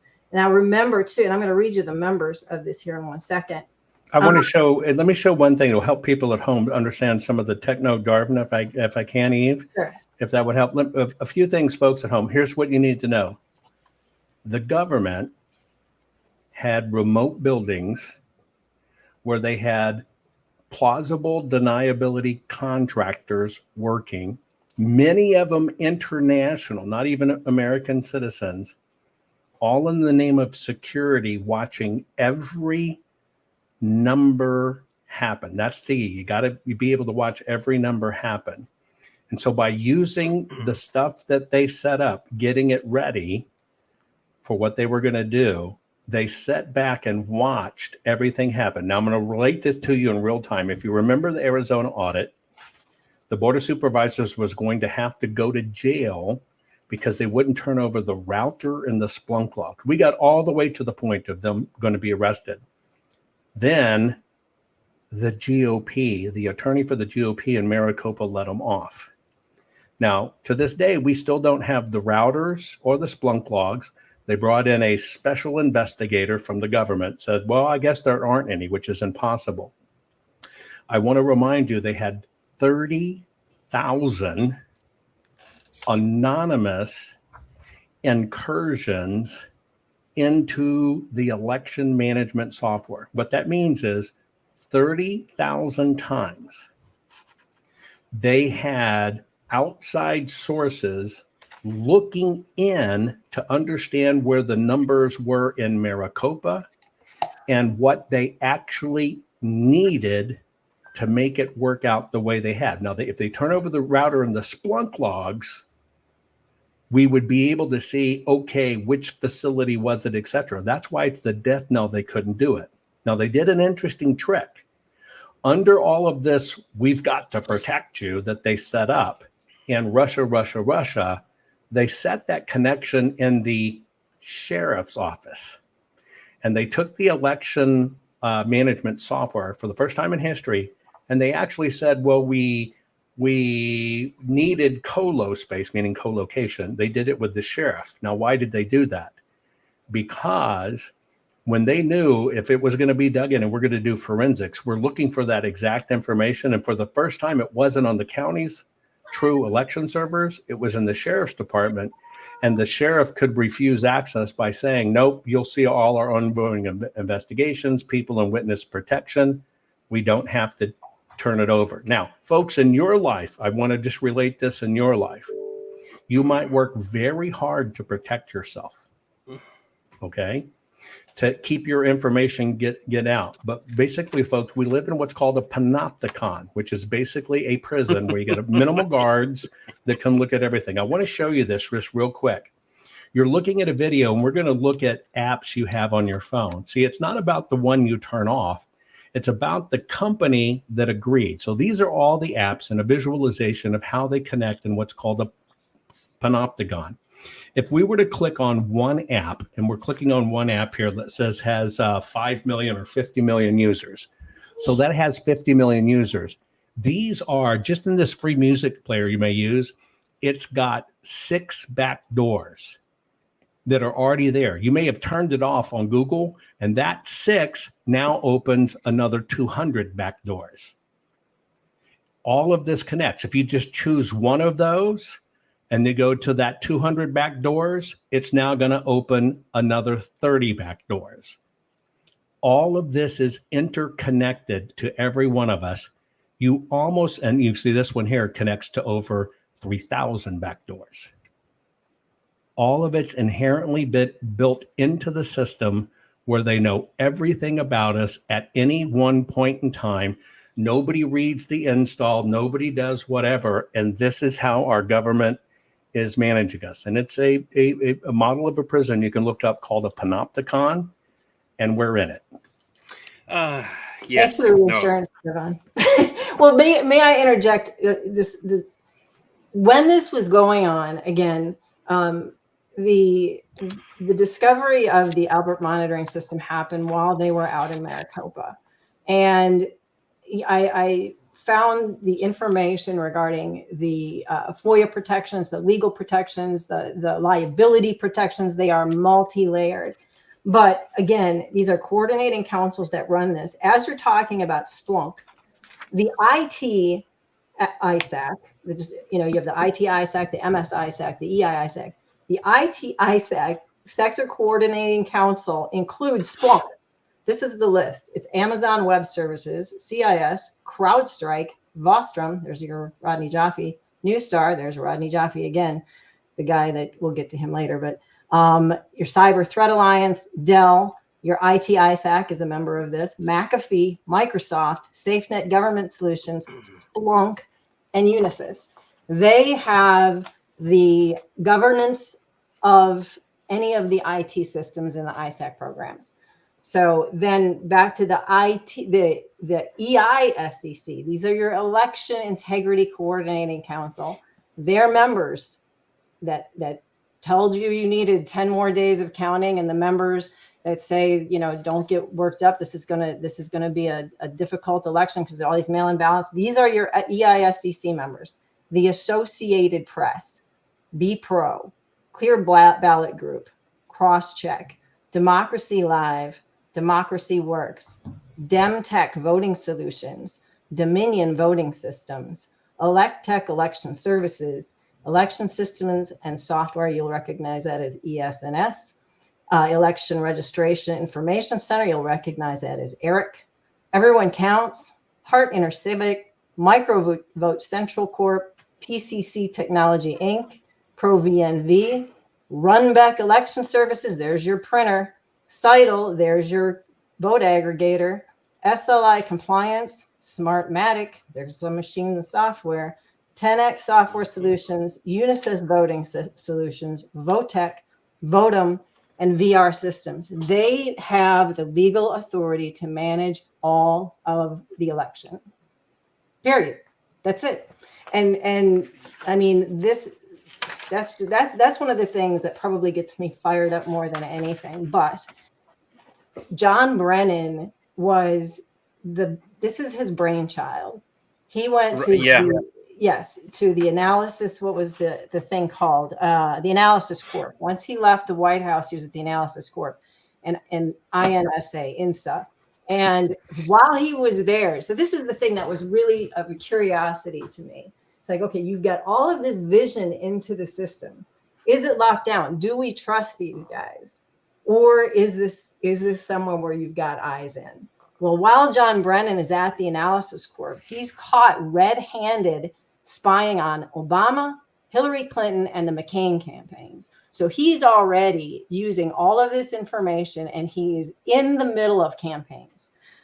Later on, he's caught using the system inside the federal government to spy on Dianne Feinstein. Says, that wasn't me. I didn't do it. Later on in congressional testimony, he says, oops, yeah, I did it.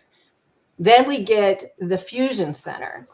The Fusion Center. Now, another person, can we talk about the colonel that kind of gave some information? He's in the book, Colonel John Mills. Colonel John Mills, very, very interesting guy, former member of the National Security Council. He gives a lot of fascinating information in this book.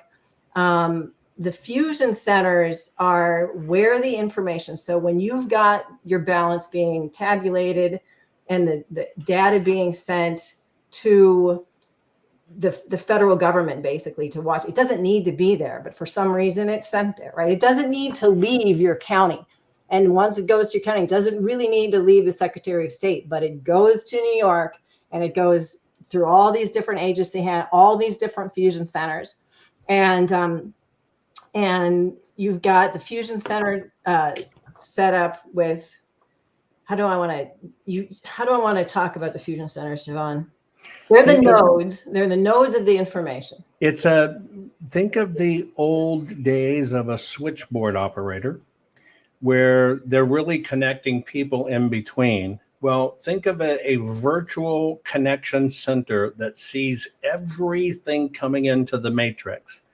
And they created this special centers in the name of security and protecting us, that if they want to peek in, it's not only looking at everything. If they wanted to look down to a state, to a county, to an exact precinct, they can see everything happening in real time at every moment. Remember, that's the third leg. You got to have powerful data so you don't screw up. This is the mechanism that allows it to do it, all in the name of security, and all perfected under the Russia hoax. Because what are you going to be, a sheriff when people in the government come, even, and it happened during Trump's government and stuff, and come, well, I'm with, the Homeland Security and whatever, and we're worried about elections. We need you to put this software on. We're going to help you make sure there's no bad Russians. What these people do, right? They're in their own counties, stuck that software on it. Boom, they're in. Yeah, exactly. Well, and the fusion centers, so they're another quasi-governmental agency. They're privately run in your localities. They've got your sheriffs in there. They've got your, other officials from your state governments in there. But then they've got the feds in there. You got FBI in there, CIA, so on and so forth. Now, remember. And foreign operatives and suppliers. They have foreign people providing some of these functions in it. So it's further plausible deniability. Yeah. And what's interesting is like, okay, trust but verify, right? Let's do the Reagan thing. Let's just assume these are very good places and they're going to look after us. Well, if you look into the history of fusion centers, you've got, concern from the very inception. I think it's chapter 12 talks about the fusion centers. But they are used as hotbeds of local spying from the very beginning. You remember Joe the plumber? They spied on Joe the plumber when he ran for a House seat. I believe I think it was the analysis court, when they spied on Obama, Hillary, and the McCain campaigns, they used a fusion center there as well. Now, what's interesting is after all the Russia stuff comes out, in that testimony, you get some information about this whole Rodney Jaffe thing and the project he had going down in Georgia Tech. There's a project they've got going on called the EA project. The EA project is a DARPA project that, if you dig into that, there is a project where they're working on decrypting packets of web information in mass quantities. And if you look into, if you do some forensics on what is there to decrypt in web traffic, there's really only the payload is the only encrypted part of web traffic. Well, in congressional testimony, the head of DARPA basically says, we were not only successful, but we handed this over to the Georgia Bureau of Investigation. We were able to use it, and we got Guccifer, some really horrible hackers using this. So basically what we learned from that is our federal government can decrypt information that's normally encrypted. They did use it, and they handed it over to states and localities in fusion centers. Now, do we know that they use it in elections? We don't know that for a fact. However, we know the capability is there. And when you're running every single piece of election information through fusion centers, do you trust that federal agents, local agents, all that are represented by unions, and the unions all endorse candidates. Do you really think they're all sitting there with their eyes covered, say, I really don't want to know what's going on here? Now you have the information that Jovan presented. Oh, wait. Well, I'll give you a good example. If you were to look at this, and we just went that this is Maricopa, folks, and it's supposed to be mail-in ballots, and it's supposed to be to not exceed 84.13%. But you see District 1 failed. It only had 76%. This is how they know what came in first. That's the mail-in. What came in second, that's the hand fold. What came in third, that's the no fold. And so what they didn't have on the front end, they make up on the back end. These are why these numbers work this way. Oh my goodness. Yes. Well, and I think one of the things that is, there's so much egregious to this, but that Albert monitoring system, that IDS system, it took a bit of work to find out what runs that system. There was some ideas, went down some rabbit holes, but the absolute hardcore facts is that system is run by CrowdStrike Falcon. CrowdStrike Falcon, if you remember the DNC hack and all of that, that now in hindsight has been proven to be absolutely fabricated, who was sitting in the middle of that whole hack job was CrowdStrike Falcon. Who's the head of CrowdStrike Falcon? Sean Henry. Sean Henry is the former executive assistant director of FBI Cyber, leaves FBI Cyber, and within weeks, perhaps it was, I'd have to look exactly, becomes the president of CrowdStrike Services. And folks, I want you to remember here in the book, this is not opinion. Everything is citations. Just like when we look at this, it's what they told us they should have had, but what they really had. When it comes to the book, it's incredible citations.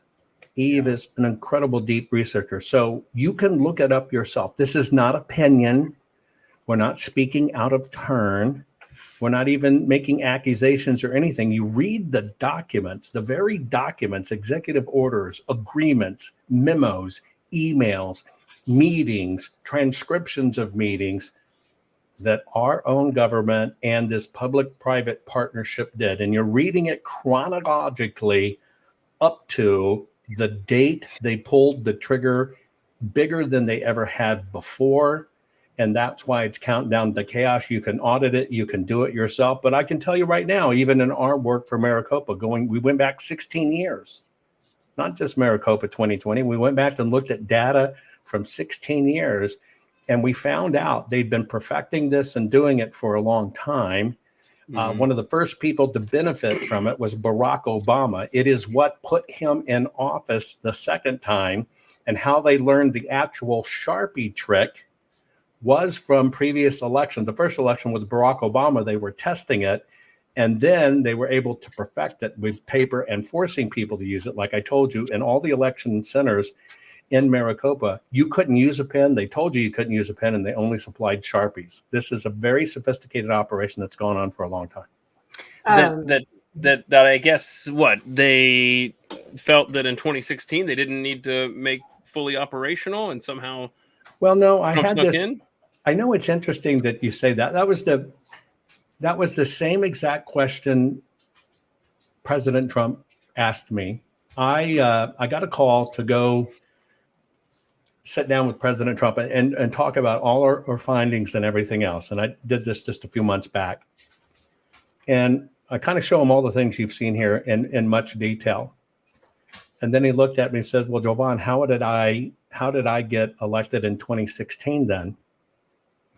And I said, sir, what happened is when Hillary says they stole the election, I would translate that, we had the election stolen and you stole it from me. And I told President Trump, I said, sir, what you did is you activated people. You go back to these inactive people. There are inactive people everywhere, right, that don't regularly vote. Besides all the dead ones in the use. So there's a lot of people that just don't vote, say to hell with it, my vote doesn't count. And by the way, I'm seeing in chat people say, don't vote, it doesn't matter. Let me help you out. At least be authentic. If you believe don't vote, it doesn't matter, to hell with it, I want you to do two things for me. I want you to go register as a Democrat, so at least you're authentic. And I want you to begin to learn Mandarin Chinese. So you will fit in in the near future with the government you're not voting for, but will get by not voting. And that's why I told President Trump, here's what happened.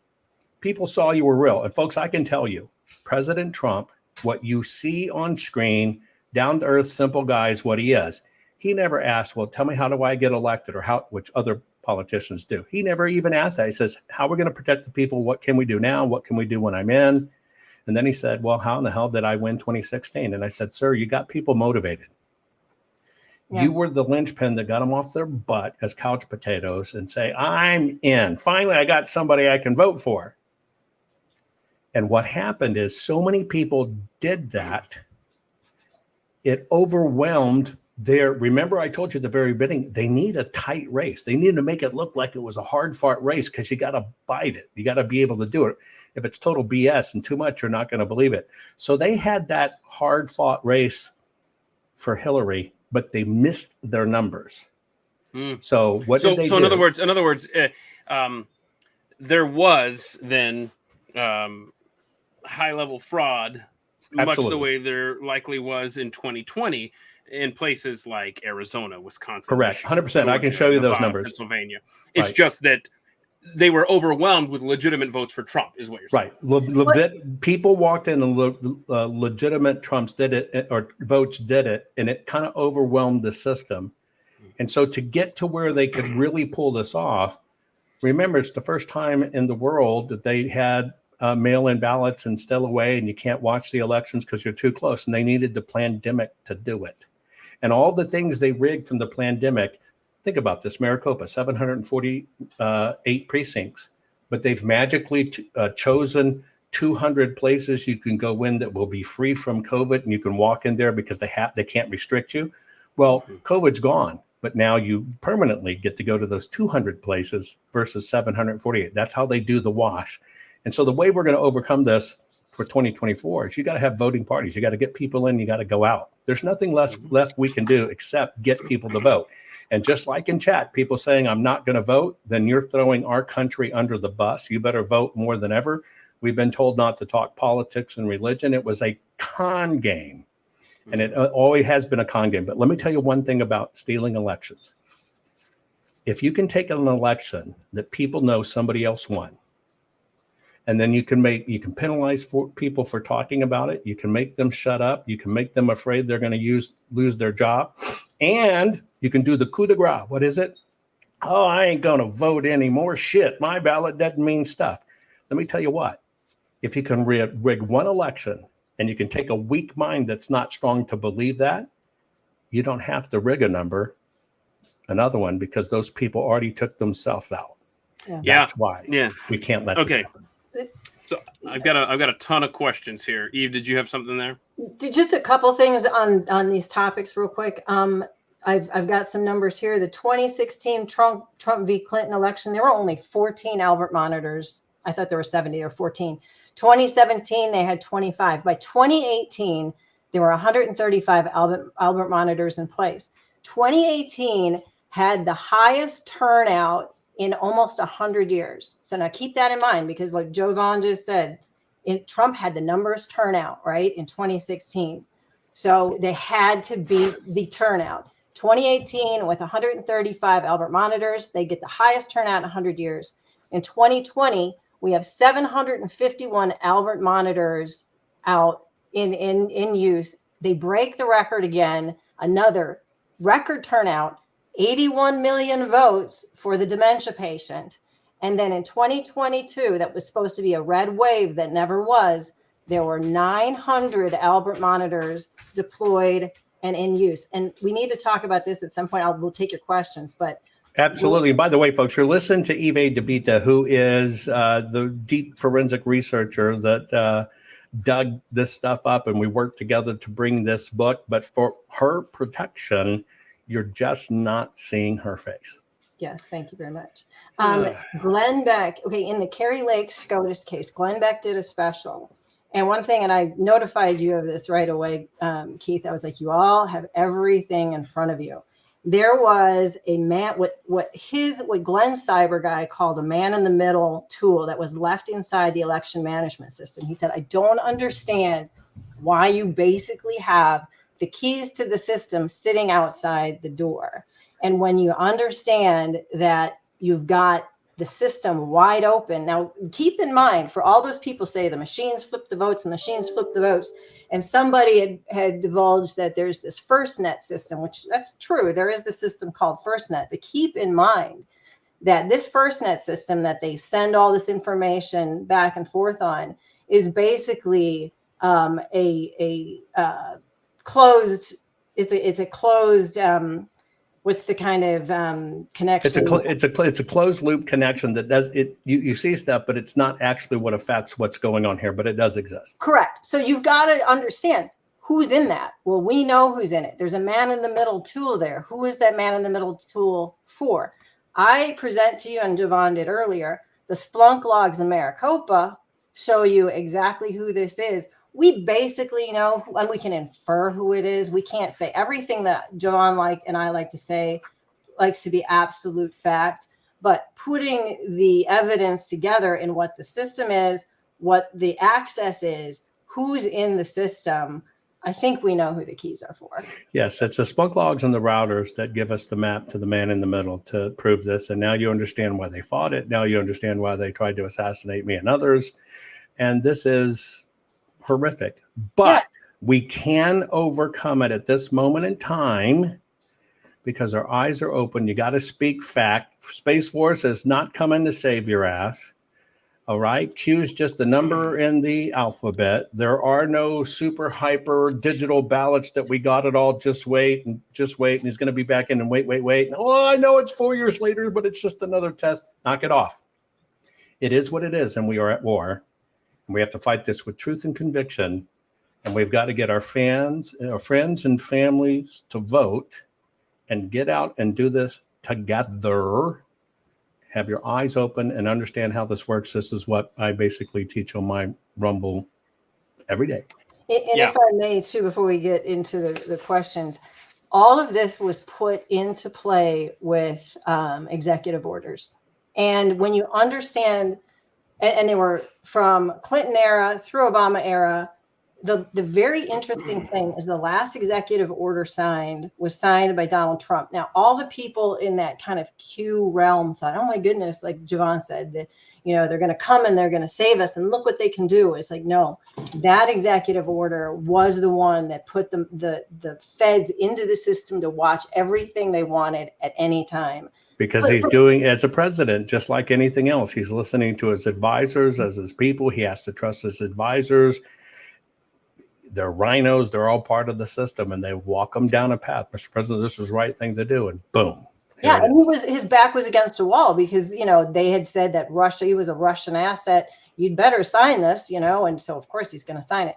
When Joe Biden comes in, he rescinds every single executive order ever signed by Donald J. Trump, except that order. Mm-hmm. And now I will tell you, I was just digging a little bit the other day. There is another executive order signed by Biden, which appears to, and again, I have to get into a little deeper, but it appears to have taken away the necessity to declare an emergency on critical infrastructure. It appears to what it does now is, as long as you're a tech company with a contract with the federal government, that the feds are able to monitor anything that you're basically transmitting. That's right. Yep. So you mentioned earlier, Jovan, you showed how there in Arizona they were scrubbing the voter rolls after the damage was done. Correct. So I guess is the influx of illegals that we're seeing now, because another thing that you point out that's a key ingredient is you need these extra ballots. Correct. And so I guess a light bulb kind of went off in my head the other day and I'm hoping you can either confirm or deny that, but is that not part of the plan, is to leave the border wide open? You register people to vote. And something that a lady said on my day job, Pat Gray Unleashed, we played a clip, and she was looking out for voter fraud, and she was talking about the federal involvement in getting them. Like, maybe the states can't ask. I don't know exactly. I forgot what the clip. But I'll give you the mechanics of it, because they're very please. sneaky. They're very sneaky about it. I pointed this out as we got into the election, that Maricopa, Arizona, has a very unique loophole on their voting. They say if you are not a citizen of the United States, and remember, that's supposed to be by our Constitution, us and voting here. They say, we don't want you voting for mayor. We don't want you voting for a police chief or whatever, because that wouldn't be fair. But we want to give you the right to vote, so you can only vote for president and senators. Now, that's on the books, and they do it. The second part of what people don't understand is the master harvesting program that's going on. Like, and if you look at a few things that the Democrats tried to do, and I have to stop using Democrats. I'm just going to say the freaking uniparty, okay? Because we don't have two parties. And now you're either American or you're not. That's all there is to it. What they did is they merged driver's license to the program called Motor Voter. Now, Motor Voter, yeah. When you come into the United States, a few things happens. When you break our laws and break across our border, what they do is they get you to do a few things. You sign a piece of paper that says, okay, yeah, I broke in and I promise to come back for a court appearance. But they don't do that, right? Another piece of paper you sign at the same time you sign is you sign an agreement that if you're here to work, like all of them say, I'm here to work, that says you promise if that you work in the United States of America that you will pay taxes. So you write, I promise. And then our government, ready for this, issues them a social security number. Now, these illegals, if they get a job that actually takes out social security, that goes into a kitty. Most of those people file no tax returns. That kitty now exceeds $1 trillion. It's dark money. They know it. And they give these illegals a uniform address to get their ballots at. One address, 10,000 people. Well, when they enact mail-in balloting, all of those 10,000 illegals at this one address, they all get a mail-in ballot. But that illegal is not there. Mm-hmm, and that is how they get legal ballots to vote illegally. And oh, by the way, and this is why they're doing it, trying to say 16-year-olds need to pre-register to vote, or 17-year-olds, even though you can't vote till you're 18. Here's two things. You cannot ask somebody if they're a citizen. They've made it a no-no and finable. And in those bills that they were doing, HR 1 and HR 2, if you ask somebody their age, it's against the law. You're fined $10,000. And so what they do, the two qualified questions that you ask to know if they are even legal to vote, they have made that illegal, and you cannot ask. And by the way, in Maricopa, they were paying people $1,000 a ballot to give them their ballot unvoted. Or you have homes, right? This is the incredible work of Liz Harris, which they rejected and didn't want in, and they fought and sued over. Because you can go to a home and you'll find 52 people at a home.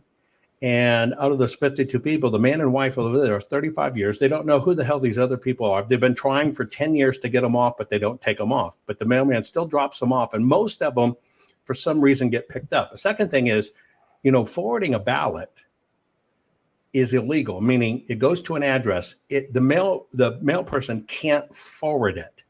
That's illegal. You can't forward it. But yet, in Maricopa County, you can have a field, a totally empty field, not even a mail receptacle, but it has an address to it. And you got 2,200 people voting from that address, but yet the mail person, the post person, takes that 6 blocks down the road and drops off those ballots. This is an insertion operation. You can do it right now. If you don't believe me, ladies, if you have gotten married and primarily done two things, moved to county since you got married, and you took your husband's name, go back to your old county where you used to vote and your maiden name, I guarantee you're still voting. Next thing is look at apartment buildings or high rises. As soon as the planning commission provisions and address, and they haven't even broke ground. The first thing that starts popping up is voters registered to those addresses. So if it takes 5 years to get that facility done, as people move in, then they just move them to another address, but then it looks like they're a voter that's been there for 5 years and haven't voted. This is part of how they create that fungibility. I mean, it's not that that they want new voters, they want just new votes via these ballots that are. Well, this is why they said, individuals. Yeah, this is why they say every vote must count. See, the words they choose are so critical. Everything's about words. They don't say every legal vote must count. They say every vote must count.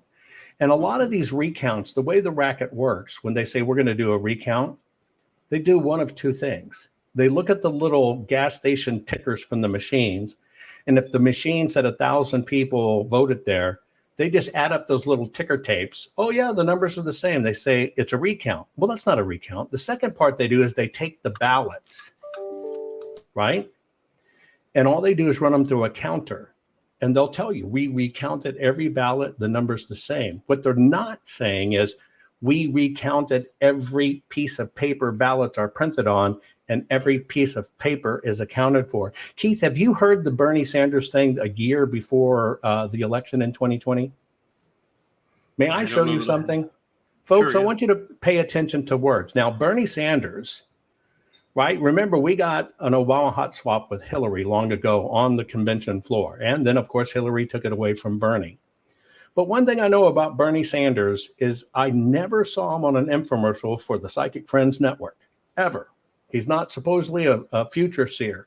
I'm going to play for you something that ran in 2020, a week before the election. Now, I happened to be traveling. I think it was in Los Angeles, and I actually saw this real time. And that's how I knew they would do it. I want you to listen to the words carefully, but this is Bernie Sanders before the 2020. How did he hit every point, every state that was going to be contested? Got the states, yeah. Got the states. He even said the time they would stop counting ballots and you would go to bed and President Trump would declare victory. Well, and remember too, go ahead. And they needed more time. Everything was hit there. It's always put out there. They always talk about it. They can't help reveal themselves. They cannot help themselves. Okay, The UISDC about 30 days ahead of time said as well, this could take weeks to count. Well, remember who the EISDC was. We went down that list. And may I add as well, with this Albert system, it continued to evolve into Rabbit 5. The thing you have to understand about Rabbit 5 is this thing went to Johns Hopkins, and Johns Hopkins included basically, if you're going to be a member of this now, their own information said that you had to have a system that was AI capable. So now the system runs with AI. Now, the thing that really freaks me out about this, and what Jovan was talking about, this information comes out of Kentucky once again, but for federal elections now in 2024, and this is the federal, they said this is because it's federal, that if you have a provisional voter, a person that comes in, and Jovan can go and tell you about statistics on provisionals, but if somebody comes in and they check in and they're not in the voting system, they'll be handed a provisional ballot for 2024 for the first time at your e-poll book. You will put all your information into that e-poll book. You'll be handed a ballot. You will vote that ballot. Keep in mind that e-poll book can be reached by this whole IDS system, which now is AI capable. All they have to do is let AI run and find these people that have signed in for provisionals, and that same system has access to the voter registration. How many of those are going to end up landing as legitimate voters? What are the provisional percentages, Jovan, over historically? The provisional percentages statistically were the highest ever, but they claimed it was low because they had so many voters, meaning they had to stick so many in. a few of the things that happened on provisionals that they did is you had people that really weren't real voting by provisionals, but you had people that were dedicated voters that came in only to find out they weren't registered, therefore they had to vote provisional. A very interesting hook took place specifically in Maricopa. This was a lawsuit that found, now get this, ready? For existing motor voter, not all the illegals they're putting in, but for existing motor voter, they disconnected voter registration from driver's license. Now, why did they do that? Because if you follow the rules like you're supposed to, when you change your address, you go to motor voter, right? And you change it. You're doing what you're supposed to do as a citizen. All of those people that were Republicans that went in and changed their address, they didn't do the update. So when you came in and you checked in, they wouldn't let you vote because they said your information's not correct. You have to vote a provisionals, and those they kicked out. I'm really worried though. Are you not worried about all these illegals here now that you can't ask for an identification? If they're going to have them put data in at the e-poll book and AI is running this, that we could have an unusual number of provisionals count in 2020. We will have a massive number of provisionals. I think most of them won't even be provisionals. I think they'll skip the provisionals. Places like Maricopa will give them what's called get this, a platinum ballot, and they will be allowed to vote for president and Senate, and they'll run through as a platinum ballot on the promise that the state will verify their citizenship. And even though tens of thousands did this in 2020, the state went back and did not verify any. Jovan, can you really quickly go over the condition of the boxes that were turned over to you for the audit, how many there were, Sure. And so on? And so let's just say this is like I tell you, they got a stack in the ballots at the end.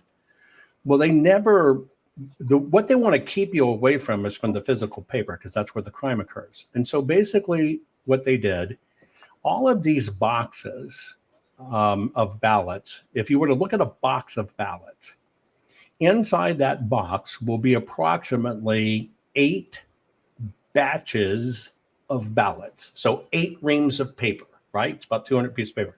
So it's 8 batches of ballots. Now those ballots are put together in a way that they're separated, and they have a batch card in front of them that says, here's what the vote count is. And they put those 8 batches in there. And then what they're supposed to do is seal that up secure. Well, in Maricopa, there were 1,675 or 77 boxes of ballots. They're all supposed to be taped up and secured. When we got the boxes, which they kept on trying not to give, even to the point that when they wouldn't turn them over, one day they snuck them out of the place because it's supposed to be done under police supervision and our supervision, and they stuck them on a tractor trailer rig and said, come get them, which was totally against the law, right? When we got the boxes, we noticed something really unique. Now, number one, there were only 52 boxes that were sealed shut as required by law, 52 of them. Now, those 52 boxes where everything was in the box properly and in order happened to be the hand-picked boxes by Katie Hobbs and the election supervisors to spot check that the election was run right. So if in case they got an audit, now get this, folks, if in case they got an audit, and the first one they did was like January or February. But if in case they got audited, well, we're going to just look at these 52 boxes. Well, those 52 boxes were sealed properly. And when you look at the numbers in those boxes, mathematically, they match the outcome of the election. Now, on the 1,625 boxes left that we eventually got a hold of, none of them were sealed. None of them were secured. And when you open the boxes, you would have some batches, supposed to be 200 ballots, and there might be 150 in this one, and there might be 80 in this one. But all of the header cards that should have been there had somehow fallen to the very bottom. The batches were there that they're incomplete, and on top of the box were all these ballots just thrown in, all mismatched. It's because that was the ballot inserting operation after the fact. 1,625 boxes in that status. Are you able to show one of those chain of custody forms? Yeah, stand by. I will. I'll show you that. Let me pull it up. While you look for that, let me just ask you, because this book is, I mean, it cannot be overstated of how thorough of a behemoth of information this is a collection of. I mean, it's depressing. It'll make you angry. You'll see the entirety of the plan from start to finish. And like I said, it's been going on for decades. Just a great job with this book. I just wonder if you've calculated it between the two of you, how much time and I hesitate to even ask this, personal fortune have you devoted to this? I mean, this is so important. But we have thousands and thousands of hours between us. Yeah. And just the research part of it. I can see why you would cry as you're doing this too, by the way. Yeah, it's horrible. And my contract for Maricopa to do my particular function for the audit, there's only 3 auditors. There was Cyber Ninjas, Cypher, and then my company, Tesla Laboratories. And my contract to do what I did for the state of Arizona was $210,000, about 9 cents a ballot.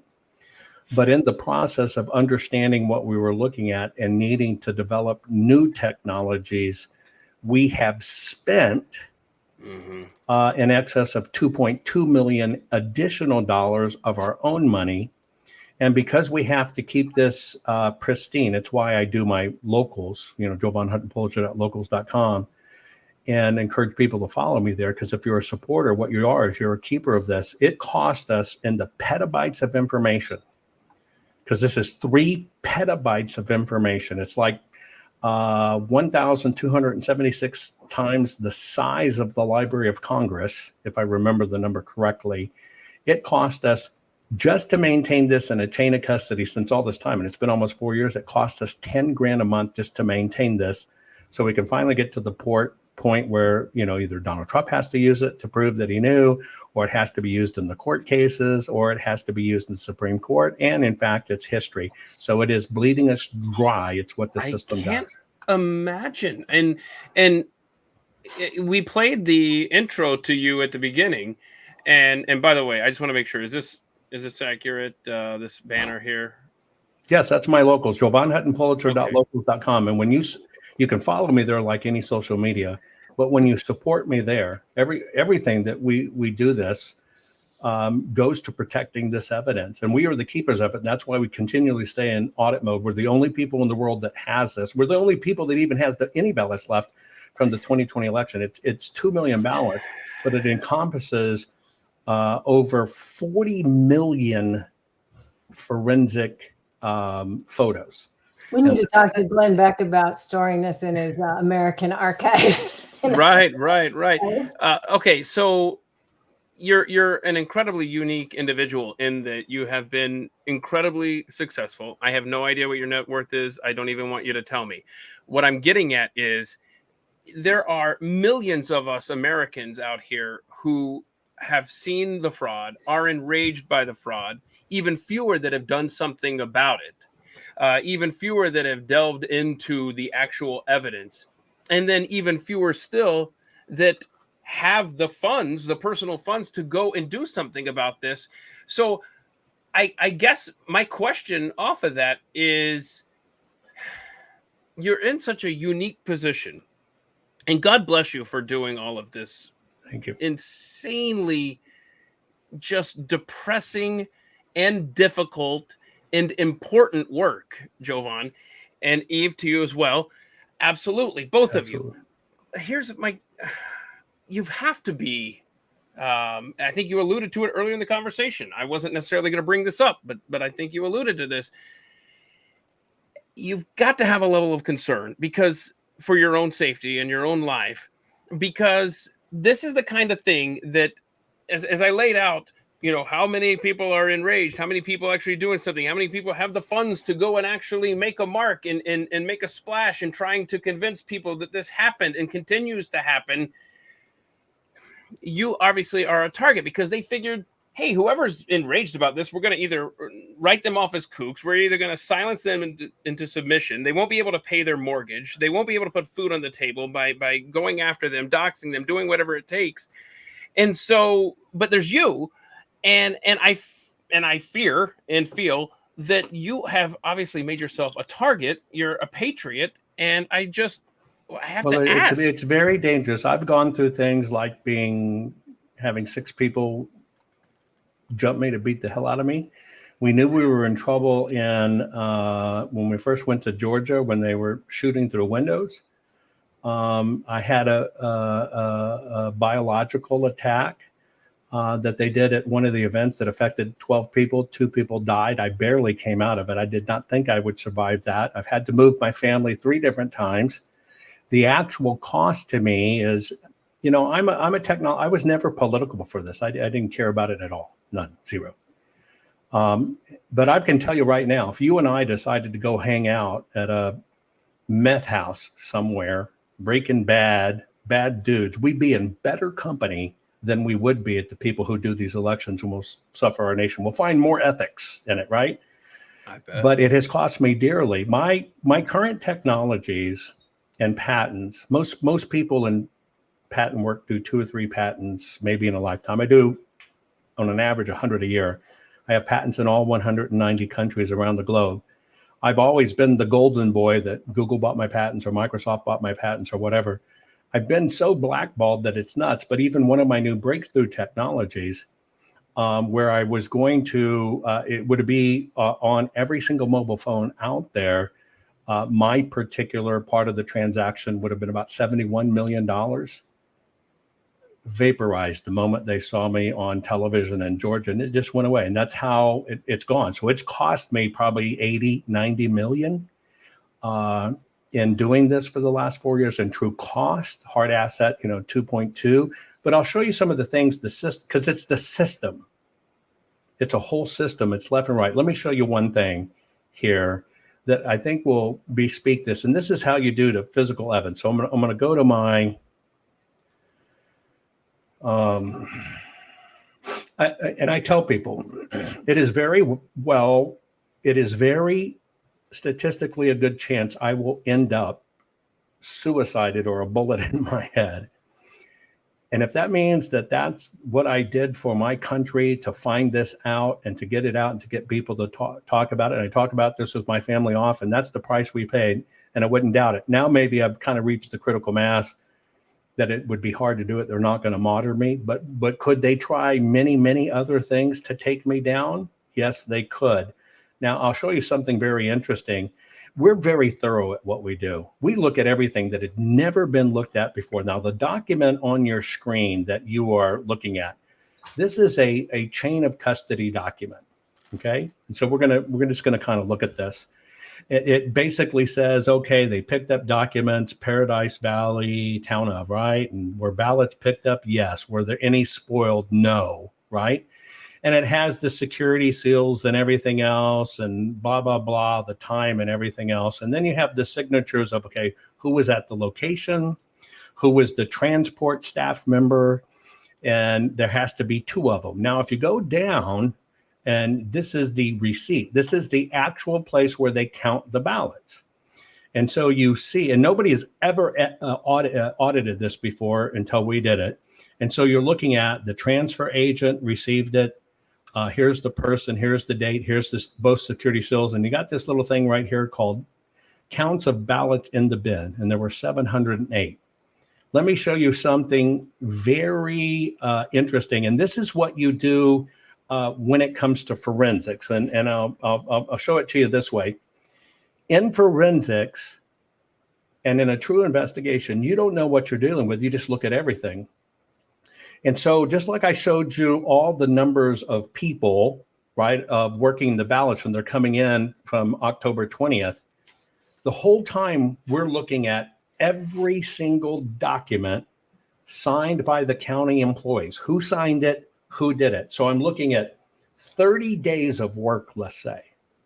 And so I can show out of 30 days and hundreds of people, twice somebody forgot to fill in a blank, and twice somebody forgot to sign where they were supposed to sign. Now that's out of 30 days, 2 accidental blanks, 2 accidental miss signatures. Now let me go back to my screen. So what you're looking at is chain of custody. This is all chain of custody before, and they're basically flawless. Let me show you chain of custody on election day, where I told you every ballot was changed. So you're looking at election day. You're looking at ballots were picked up, no spoils, right? You don't need an extra seal. You see the people, but now there's only 1 transport person, not 2.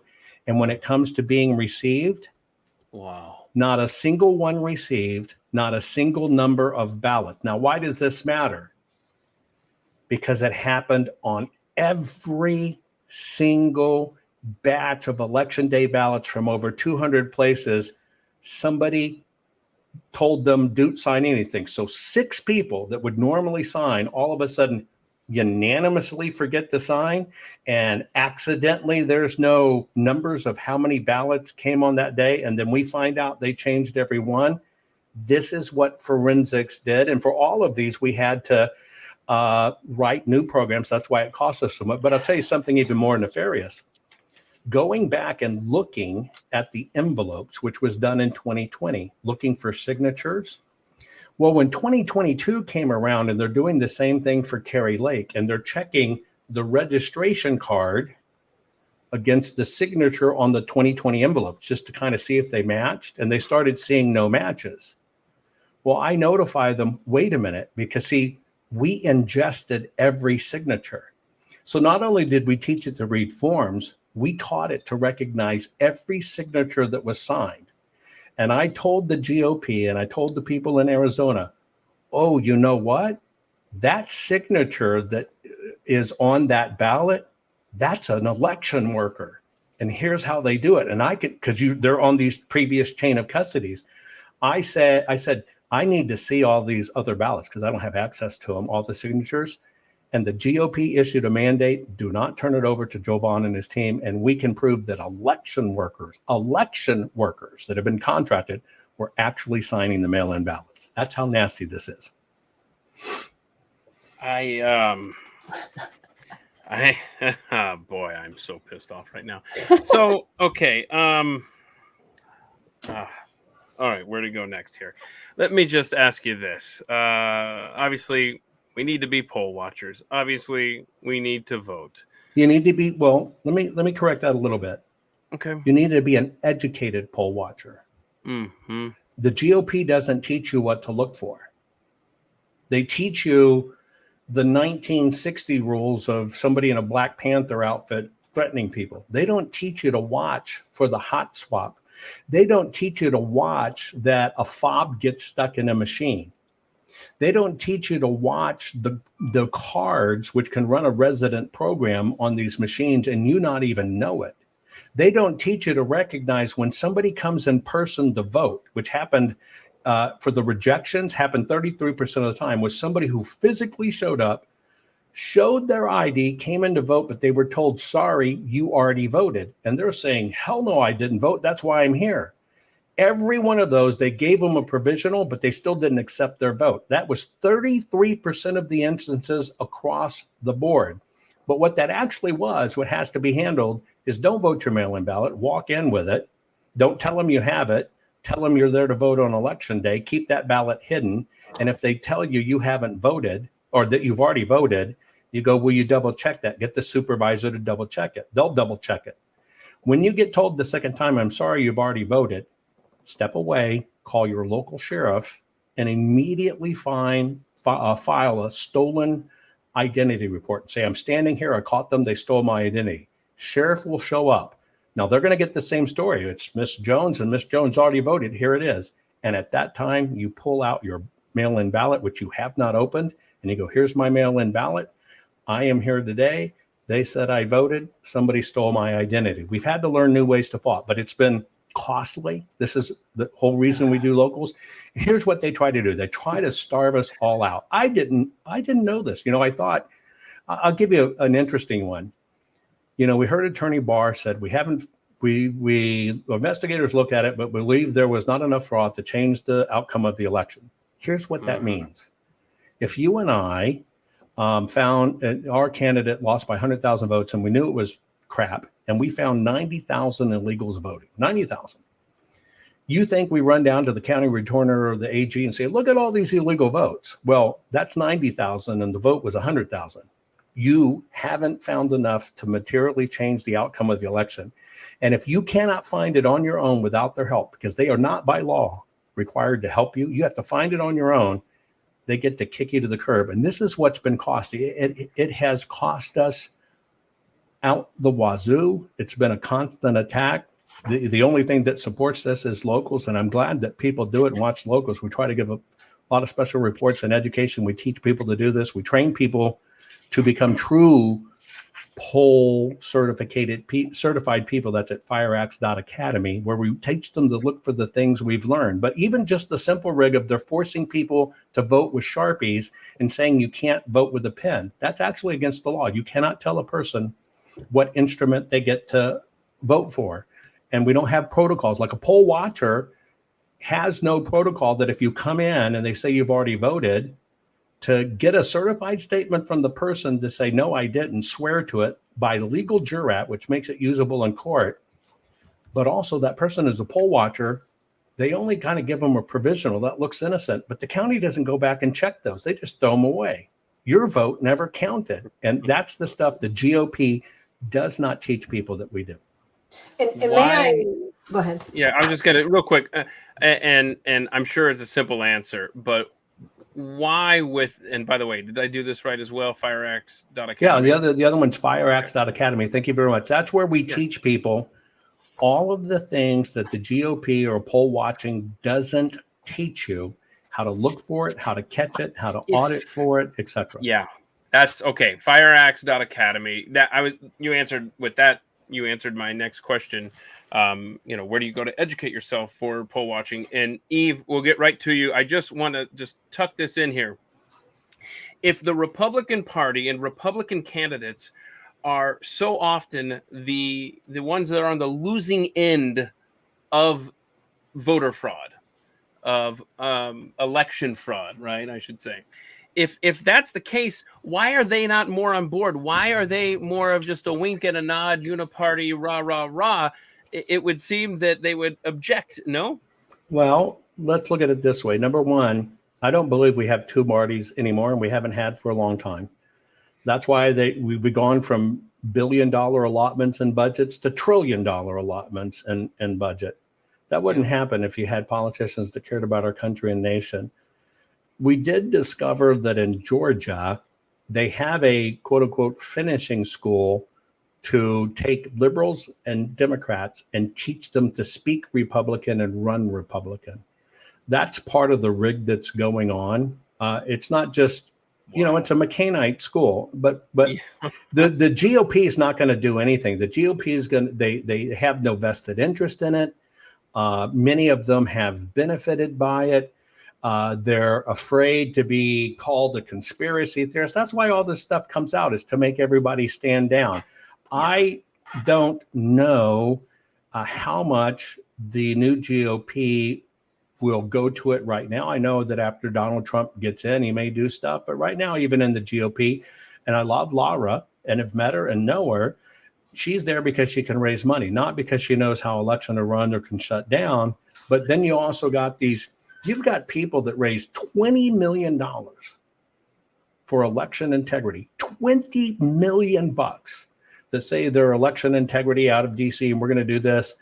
And then as soon as 2022 happened, said, well, we found nothing in 2020, nothing happened.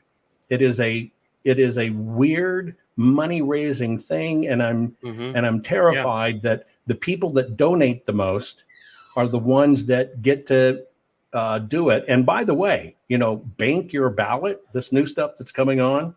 And they say, bank your ballot. And they took people and put them in there saying, bank your ballot. And I even kind of reprimanded and truly reprimanded President Trump from saying it. Don't you understand? When it said bank your ballot, the only way you can bank it is to get it in advance, which means it's early voting, which means it's mail-in. It's just a different name. But here's the catch. The catch is that if he's going to run for the GOP has control of that stuff, and they control his image. In fact, if you look at most of the donations for President Trump and you look at those emails, you scroll all the way to the bottom, you'll find it's some weird group out there that raises money that's connected to the GOP, but has nothing to do with President Trump, but they use his face plastered all over it. It's a racket from top to bottom. Well, and I would submit to that as well. When you consider people like Lindsey Graham and Mitch McConnell, who have horrible approval ratings in their home states, these guys benefit from the same system. Like I submit to you that they have to have such a system in order for them to preserve their position. You know, a guy like Mitch McConnell, you know, he's never really been challenged in a primary until Matt Bevin came along. Those two men have no lost love between them. And when Matt Bevin lost his governor's election by 5,000 votes, McConnell was out there saying, you know, he's got his right to, you know, to have his recanvass. He was very careful not to use the word audit or whatever. And after about a week of them starting to really dig into what was happening, from what I understand, McConnell threw him under the bus just that fast. And then you got to understand institutional rigs. If you live in a state where they have open primaries are consistent with the states that have horrible rhinos. And you're wondering, why do we keep on getting this so-called conservative left that always votes with the left? It's because in open primaries in those states, they know it takes a Republican to win. The Republican is really working with the Democrats. The Democrats come over and vote in the open primary and keep that person in office. Open primaries is part of the rig. Yeah. Well, and again, let me interject this, because there's some things, and solution-wise, this has to bear on this as well. But, you know, you had brought up Department of Justice and Attorney General Barr. When you read this book, you begin to realize those guys are part of the system. When you're told, don't look, you know, don't have, you know, we can't have anybody doubting the system. Since now 2008, maybe, it's because they run it. It's because their names and their fingerprints are on this. And, you know, solution-wise, the best thing that anybody can do is remove yourself from any, you know, remove yourself from the federal system. And it depends on where you are. But when COVID hit, they moved everybody into these large voting centers. They eliminated small precincts. And the precinct, the individual precinct, is the security apparatus for we the people to take this back. Now, we have to have it. 2,000 max is what I recommend, or less if you can get away with it. But they say they can't staff it. BS. We got to get back to precincts 2,000 or less, and we can deal with this. Absolutely. And I submit, for anybody that says that we can't have that many individual locations, if you like the idea of a centralized voting center, okay, well, isolate the precincts in the building then. You know, don't let the ballots and the scanners cross over. If you want to have your quote unquote voting centers, maintain the precinct, you know, as its entity inside that building. Now, having said that, 2 counties, I believe it was in Washington State, decided to pull this plug. They said, what the heck is this system that we're on, and why do we really need it? And CISA and the feds just about had a meltdown. Small counties out in you know, Washington State. And they spilled the beans, and they said, listen, we don't have the visuals into those counties anymore. It came right out of their own mouths. That's right. We can't see them any longer. Well, of course, and you shouldn't. And, you know, I know for a fact from people, you know, that I talk to and discuss with, that as people are trying to fix this locally, such as they did, that there's a feeling that it can be fixed from the top. Well, they've spent billions of dollars on this system. There is, you know, get Trump in there, he'll fix it. There is no constitutional apparatus. Trump, when we learned that a county recorder like Stephen Richter in Maricopa has more power than the president of the United States, it became very sobering what we're dealing with. It is. Yeah. It is. And when you understand that, as constitutionally, we have a right in our precincts and our counties and our states to run these elections. You have to fight it from the precinct level and from your state and local level. And you got to remove the easiest way to remove yourself from the system is to pull the damn plug. Yeah, no, unfortunately, folks, I know I've seen people saying I'm going to vote third party, and you're saying you may have a slim chance. No, remember, they don't have to put the other parties on the ticket. So write in, adjudicate your vote. Third parties just throwing away your vote. You have to just base, unfortunately, as evil as it is, between the two lesser of evils. But Keith, do you remember when the newspapers long time ago wrote about a mail-in ballot fraud? Do you remember when that was? You probably weren't burned then. Do you know the very first mail-in ballot fraud in the United States? Do you know when that was? Civil War. That's right. The second election of Abraham Lincoln. You're right. Now, when was the first found box of ballots that said, oops, we just found these votes and now we count them? When was that? In the back seat of a trunk in a car in Minnesota during the Senate election of, was it Norm Coleman? I think it was. I forget. Anyway, that's my earliest video. There is that one, but the first one actually was called Box 13. And it was LBJ, and it was LBJ. The man should have never even been in. Anyway, continue. That's right. I'm sorry. He was running for He was running for Senate. He was running for Senate. Yes. And literally, his campaign manager went out to West Texas, found a magical box named number 13, which you can find on Wikipedia. And magically, there were 202 ballots in there, which is basically what put him over there. And he became a senator. Now, here's the moral of the story. Yep. When they learn how to do it, they always do it, and they never close the holes. Yeah. And now you've got technology they couldn't even dreamed of in the 60s. Correct. To perpetuate fraud. I want to ask you guys this. As you look ahead from 2020, now as we approach the 2024 election, are there states...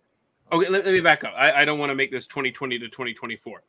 Are there states that you look at where you say, you know what, it seems like they have their crap together? I think that their elections are on the up and up.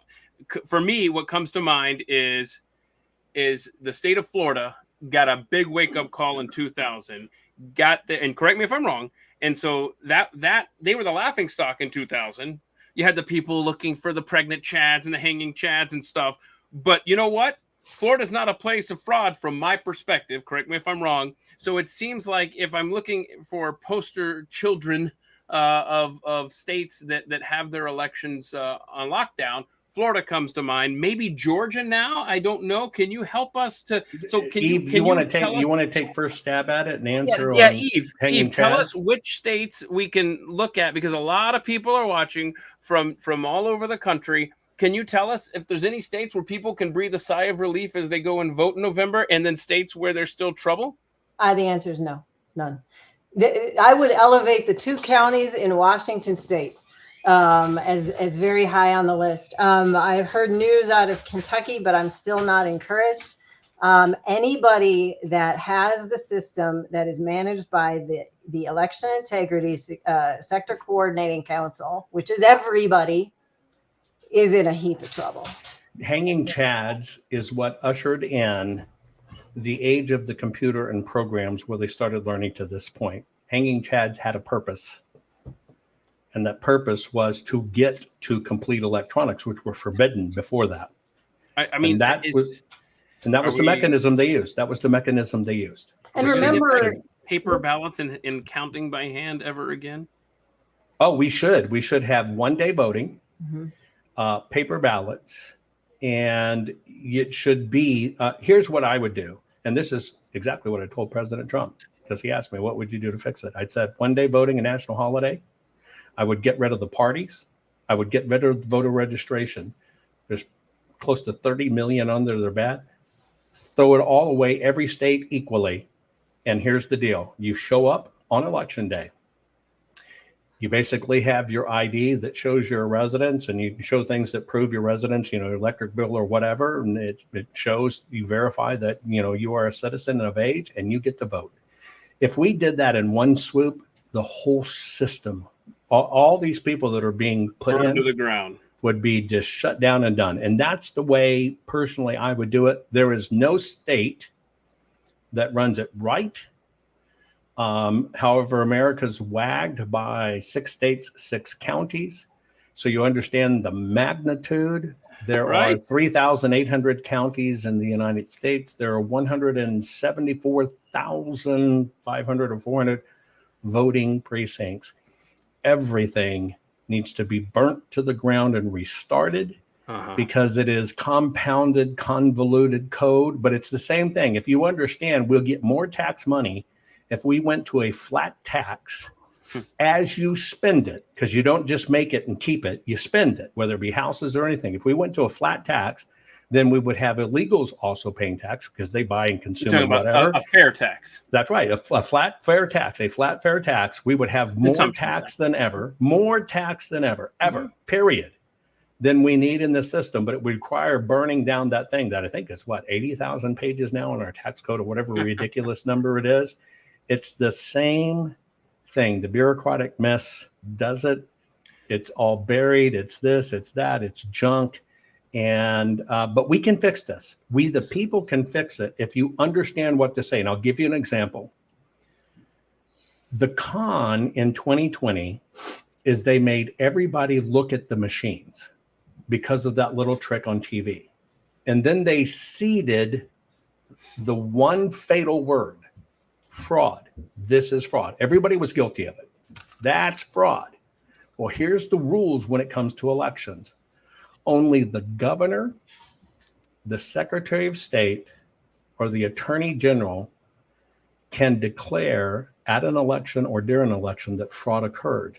Outside of that, you have to go through the court process to determine fraud.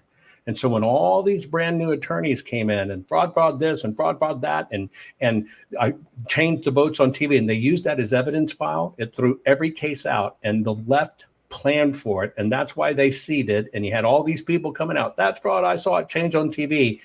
All of that stuff, machines. And look at this little F chart, and we saw it insert and swap.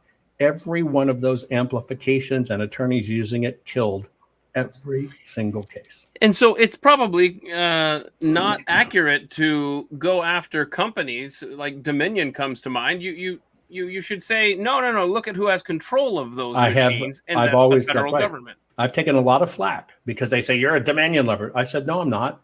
Machines run on programs. Right now, yes, we're using machines, but it's programs that make it happen. If you're watching a mobile, it's Androids that's making it happen on whatever you downloaded. And so I've always said, be very careful about it. So when you say the machine changed the vote, you're lying. And I tell people, I say, have you ever heard of a Dominion voting machine? They go, absolutely. I go, Dominion doesn't make voting machines. They're Dominion election systems. They're software. Now, do you understand the disconnect? And when Dominion sits in front of Congress and says, we don't make machines that connect to the internet, that's not true. And you think they're lying? No, they're telling the truth because they don't make machines. But see, media is part of this. Media and bad actors that get out there, it's the machines. I saw it change this. Look at this curve and whatever. It is all a setup to get you and attorneys to say the wrong thing. Because here's how it works. When you say we gotta literally decertify the election, there's not a path for it. But let me tell you what you can be done. When you can prove an election was maladministered, meaning they just ran it wrong, then there are rules on the book that allows an entire election to be redone. And if that maladministration continues to happen, then it is malfeasance. And when you study maladministration and you find a recurring malfeasance and you can prove malfeasance, then it's what jumps the hurdle to fraud, which is racketeering. But it's all about words and how it's done. And that's how they get every one of us to say the wrong things, amplify the wrong. Remember, attorneys had never fought this stuff before. So they're basically watching TV and people they believe in, it's fraud and it's this and to change the vote on TV. It was never evidence, never proof. You can't convict the machine. Well, and may I interject too that with the whole Dominion comment, that these are no longer just companies. These are chartered members of a quasi-governmental group, council that's they have levels of protection. So when you're trying to sue Dominion, You're actually you're after a federal government, quasi-governmental agency. I don't know how that can be done. I don't know where the jurisdiction lies and how that can be done. Right. So Jovan, there's a glimmer of hope in there. Hey, we could burn the system to the ground, and there's hope there, right? We can fix what this. would you tell to the person? Right. And I'm with you. We can fix this. But what would you tell to the person who says, okay, well, if we don't have this November election go our way and the fraud continues to rule the land, then what is going to be left to fix? What would you tell someone as we head into the future? We have to understand that what you're seeing in the here and now is designed specifically for you to see. These guys are playing way ahead of us and they're planning for it. And so that's why I admonish people that we got to get in the streets and we got to revolt and we got to riot. Well, you got to understand the only reason we have been safe this long is our First Amendment and our Second Amendment. I was about to say that. And so, hang on. And so what did they do? They tried to terminate our First Amendment, but it didn't work. We could still overtalk them. But at the second time, we have our Second Amendment. So they're pretty much damaged first, and now they're going after our second. We cannot allow them to get our Second Amendment. So we're kind of in a really precarious position, because if you literally say, get in the street and get your guns and civil war, by the way, that's what they want. And that will take our guns away. And they take our guns away, it's over. Now, what we have to do, we have to have discipline. We have to train ourselves. We have to be calm. We got to call out the bullshit. We've got to be able to speak with truth and transparency. Here is the numbers. If you look at our work is designed to play back them. Now they have to explain it. That's how the system works and how you have to do it. Now, it's hard. It's costly. And it's a joke. And then you got to understand what the GOP does. I started screaming years ago that, look, there's a 24-month timer on these ballots. I had to tell lawmakers this, had no idea. And in 22 months in most states, that they be able to destroy the ballots. 12 hours before that 22 months expired, the GOP filed 71 lawsuits to get a hold of the ballots. They hadn't even served everybody, and all the states dumped them. You just kind of have to understand how this works. So where we are right now is we have to have candid conversations. We have to stop yelling and screaming at people. You have to stop telling that transgender dude with a Peroni's right hook in his wanker who wants to profess it's an ugly labia, look, you got to understand, I don't care about that stuff, but I do care about us being Americans, and we're all in it together. So let's talk about what we're really suffering here. We're now paying 100% more for our groceries in most places. We're certainly paying 100% more for our gas or our electric bill or any of that. And that's never going to be in control. And by the way, how the rig works is they run all the prices up until you scream to the government, help me, help me, help me. And then they synthetically take control of everything. And it looks like a lower down, but it's never back to the original it was. We're trapped in a system. And the first thing we have to do is learn we're all in this together. So I say some pretty controversial things. You can be transgendered. You can be a freaking atheist. You can be a Satanist. You can't meddle with kids, but you can be any one of those, and I'll be in the foxhole with you, right? And we will fight for this country, and that's a figure of speech, by the way, because it's all our rights, freedoms, and liberty. And by the way, you have the rights, freedom, and liberty. If you want to wear a tutu and a dress, that's your stuff. But right now we have to fight to be the country of war. So let's look at the actual statistics. We're the only country in the world where at any one time on our border, we got 160 countries breaking in because everybody wants to be American. But the system doesn't want it. And so you have to ask yourself, why all of a sudden is Antifa in France? And why all of a sudden is Antifa in Germany? Because this is a global plan to push everything down to one thing. Now, if we wake up to the fact and learn to read the signs and sees, here's all it takes. Talk. Like right now, I'll ask you a question. The one thing the system can count on is most people will never raise a finger. Have you raised a finger and shared this program right now? See, most people haven't. They know you won't do it. Or some people don't want to have it on their timeline because they don't want to be called conspiracy theorists. Well, that's what they do.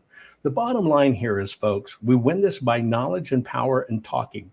You need to talk to your family. You need to talk to your friends. You need to have a family meetings. You got to talk to your kids that you think you lost. You need to talk to all the friends and family that cut you off because of 2020. And they were insurrecting it.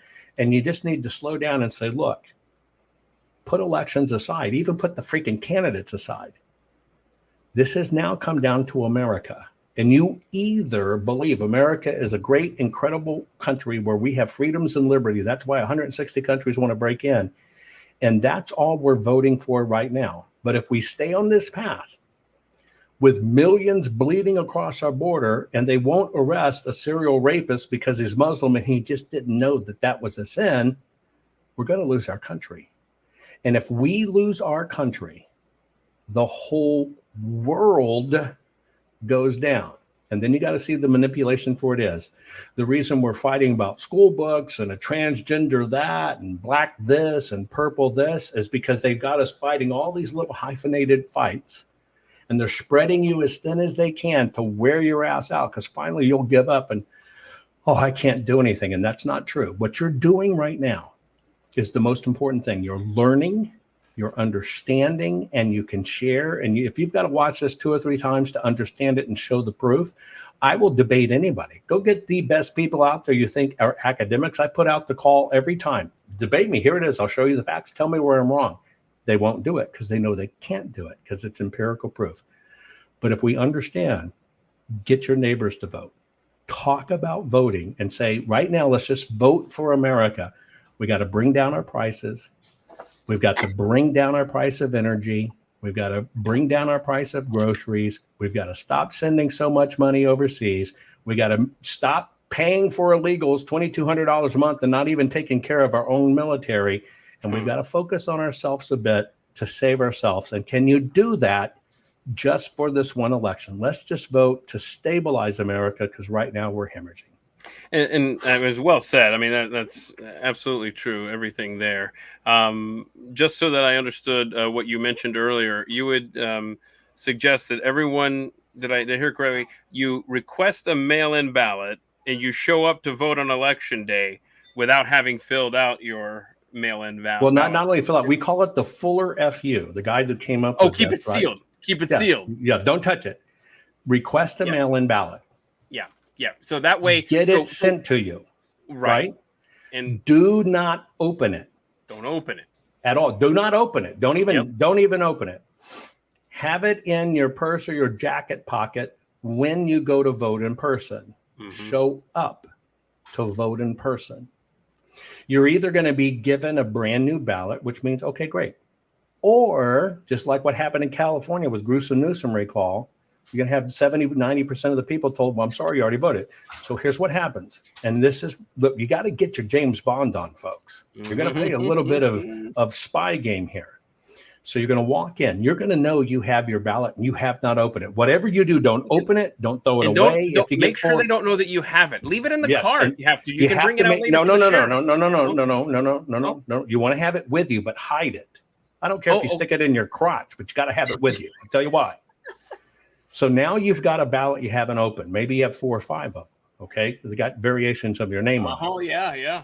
You walk in, and when they tell you, I'm sorry, Miss Jones, but we show you've already voted. Now, here's what you do.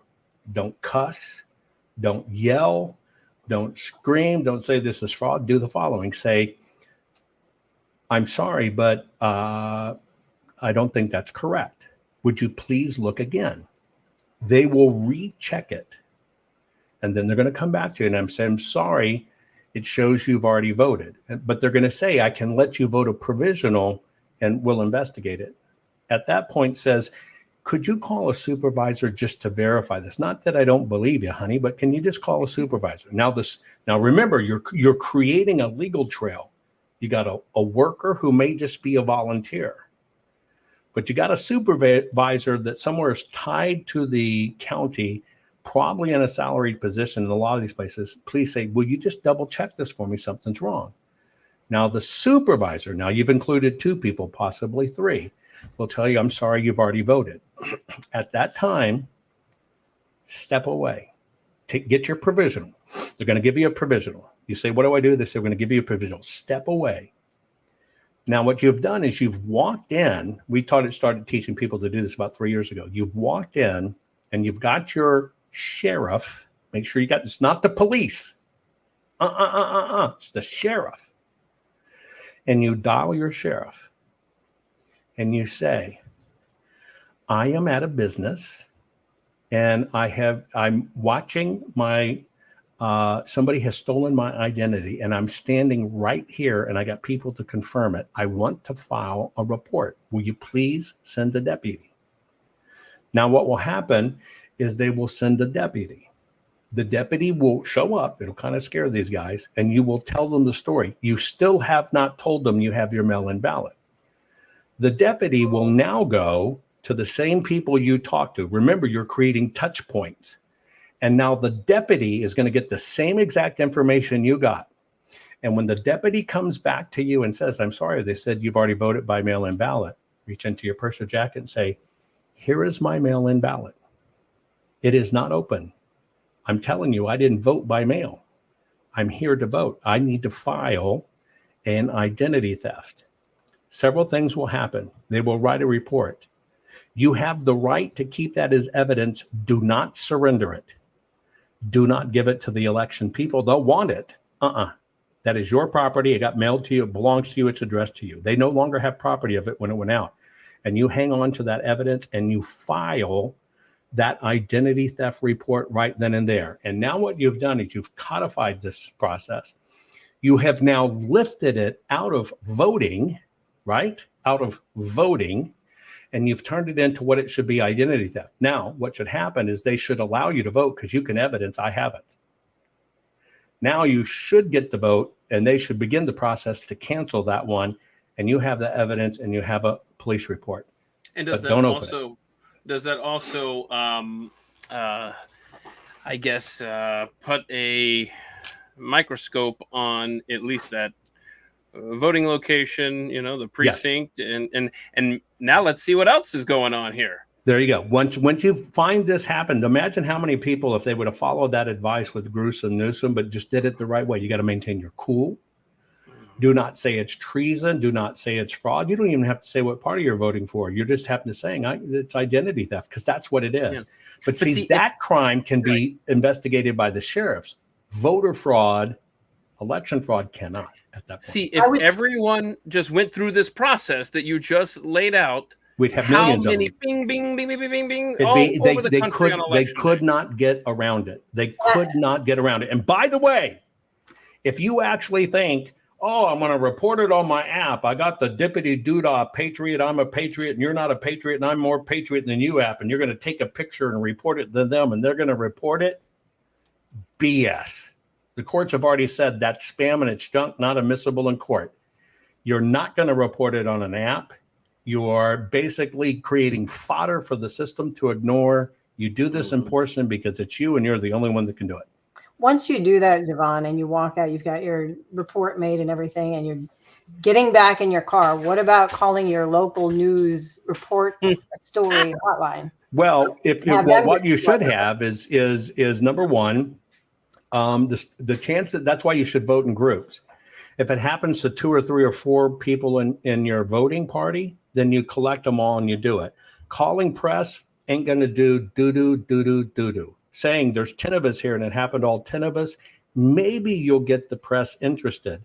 But you understand this is a war of a million paper cuts, but you have to create empirical evidence. And this is why I say vote people, you have to vote in groups and you have to line up right in front of behind each other, know where everybody is.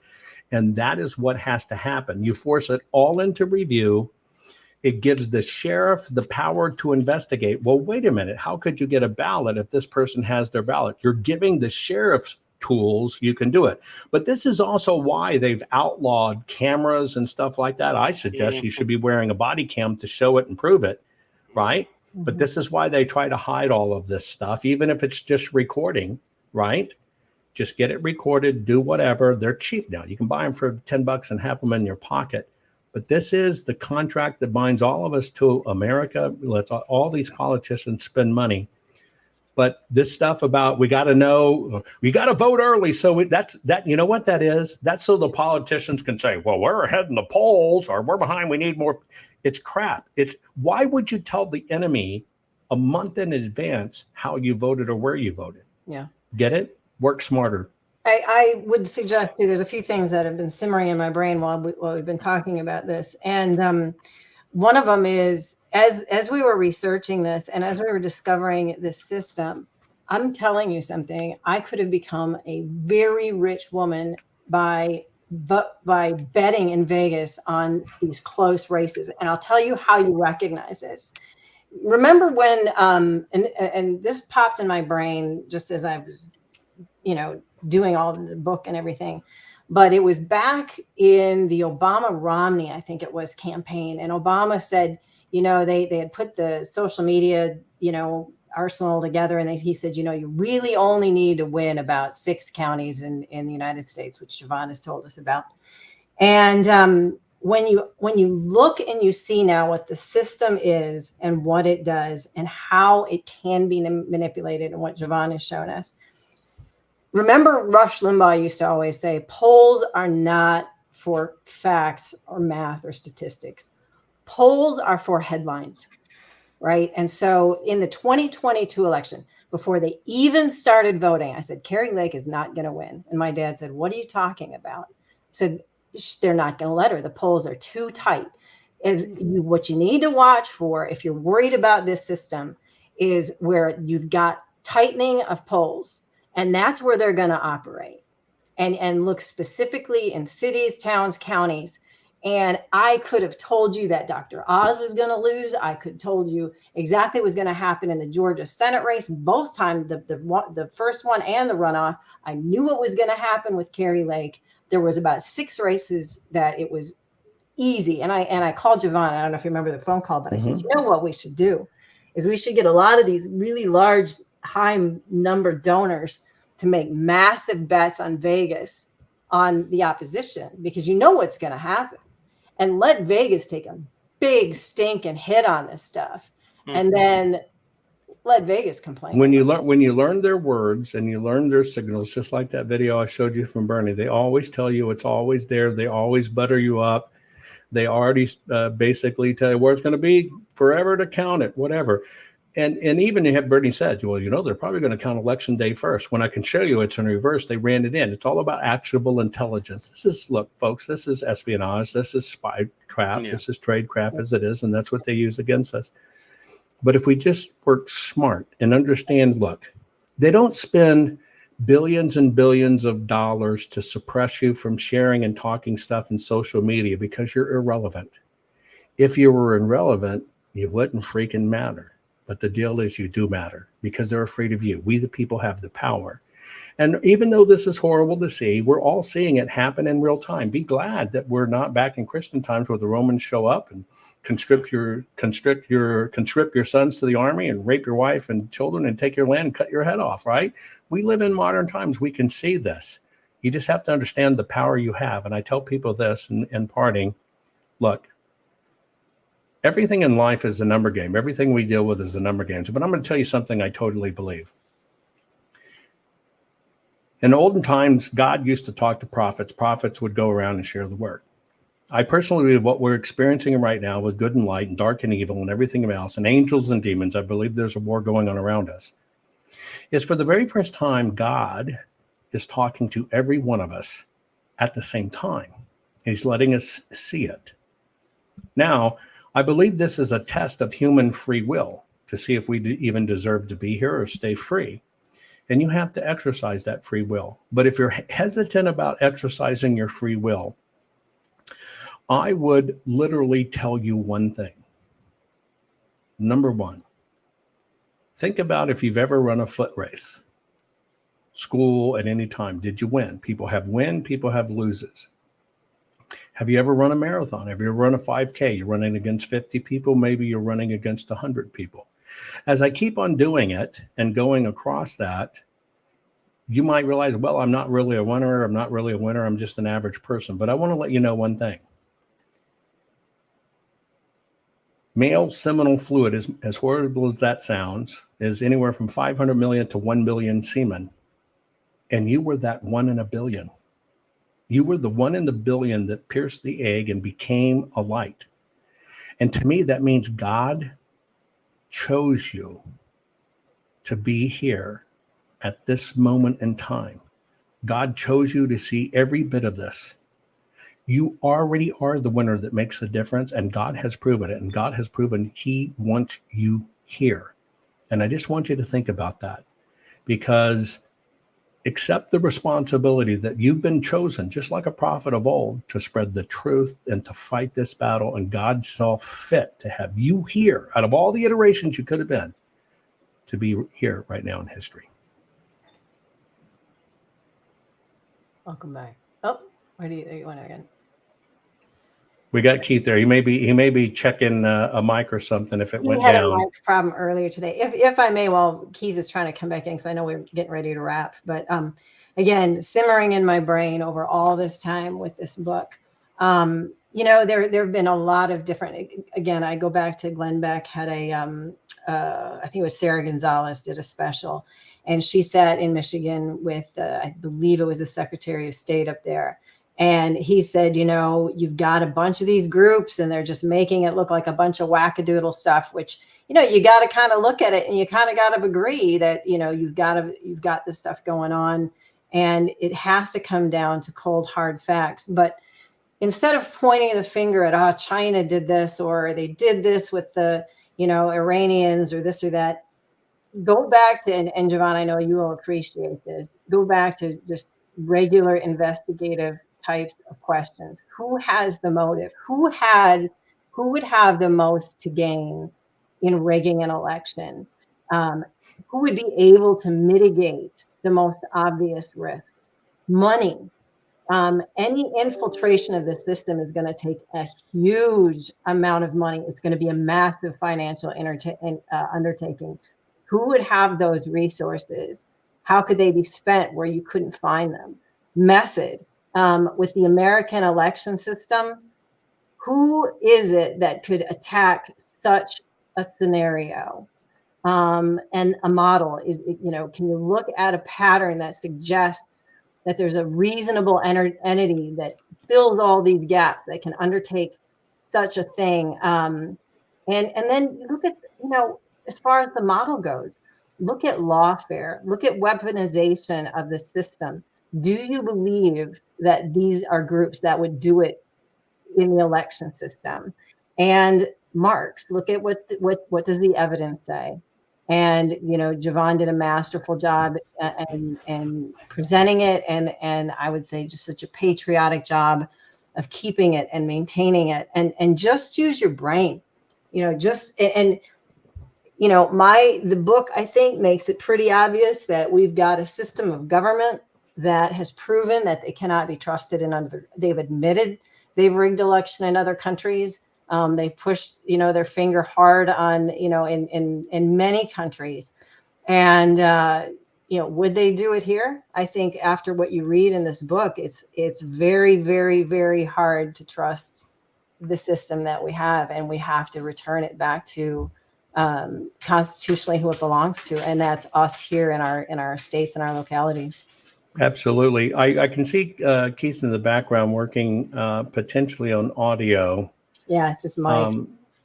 Trying to reconnect. I don't know, maybe Eve, if you could text or whatever. I don't know if you want us to wrap. All I want to say, by the way, to everyone listening, don't get depressed about this. Get angry about this, but don't get depressed about this. But you got to remember, we're all in this together. We are all in this together. Okay. Keith, which one do you want to go to stage with? There you go. Oh my goodness. I tell you, I was telling Eve before we got started that my microphone cable had been severed, and I kind of jerry-rigged it before we got started, and anyway, it failed. So here I am, but I knew that I left the show in good hands. I mean, you guys didn't need me there. I honestly, I have asked all of my questions. I'm so grateful that y'all shared all of this information, and I would highly encourage everyone to please go purchase Countdown to Chaos. I'm sorry for my technical issues, but the presentation was absolutely, it's stunning. It's enraging. And I'm so grateful that people took time out of their day celebrating the 4th of July and our quote independence that we're still trying to hang on to. We can salvage this, like you said, and I appreciate you giving us hope, because you gave us answers here. It wasn't just saying, hey, here's what happened, here is what's been happening. Here's how we get around this and we can overcome this. And I really, personally, speaking for myself, I absolutely needed to hear that message. I absolutely needed to hear how to outsmart the system and use it for our advantage, and I dare I say for good. And the amount of time and resources that you and Eve and others have put into this, your personal fortunes, your time, your sacrifice, and risk to your own well-being is not lost on people like me. And I'm just grateful for individuals like you who will not let this stuff go, who will not just sweep it under the rug, and who will not be silenced and push back in ways that can make a real difference. And the founding fathers would be so grateful for this, quite frankly. And that is why I suggested we do this show on this day at this time, because this is exactly what it's all about. This is what they fought for: election integrity, and for us, the American people, to have the right to tell the government who we want, and make sure that that is respected at the ballot box. And I'm just grateful for y'all and for everything that you've done in this fight, and I hope that you will continue to. Thank you for having us. Thank you for allowing this service. Thank everybody for tuning in. We hope you learned something. That's what we try to do. Thank you, and I really appreciate you, Keith, for doing this. Yeah, many thanks. Yeah. We've got another edition in the works. Don't know how long that'll take, because that's a lot of work. But one thing, if I could please plead with the listeners out there, do whatever you can to volunteer in your local precincts. Mm-hmm. Yeah. That's my last word. I can't wait to try the mail-in ballot thing and show up on election day. Thank you for that guidance and all of this evidence. And please keep in touch, both of you. I consider you friends at this point, and I hope to help any way that I can. So thank you so much for being a part of today's At the Mic. Thank you. Happy 4th of July, folks. Take care, folks. Bye-bye. Happy 4th of July. Jovan Hutton, Pulitzer.locals.com. Make sure that you go there. Fireaxe.academy to learn how to push back within the system. Please share this video. Make sure that your friends and family are awake, and that they not only watch this, but then they also go and purchase this book and go to those websites. Thank you so much. We'll see y'all later.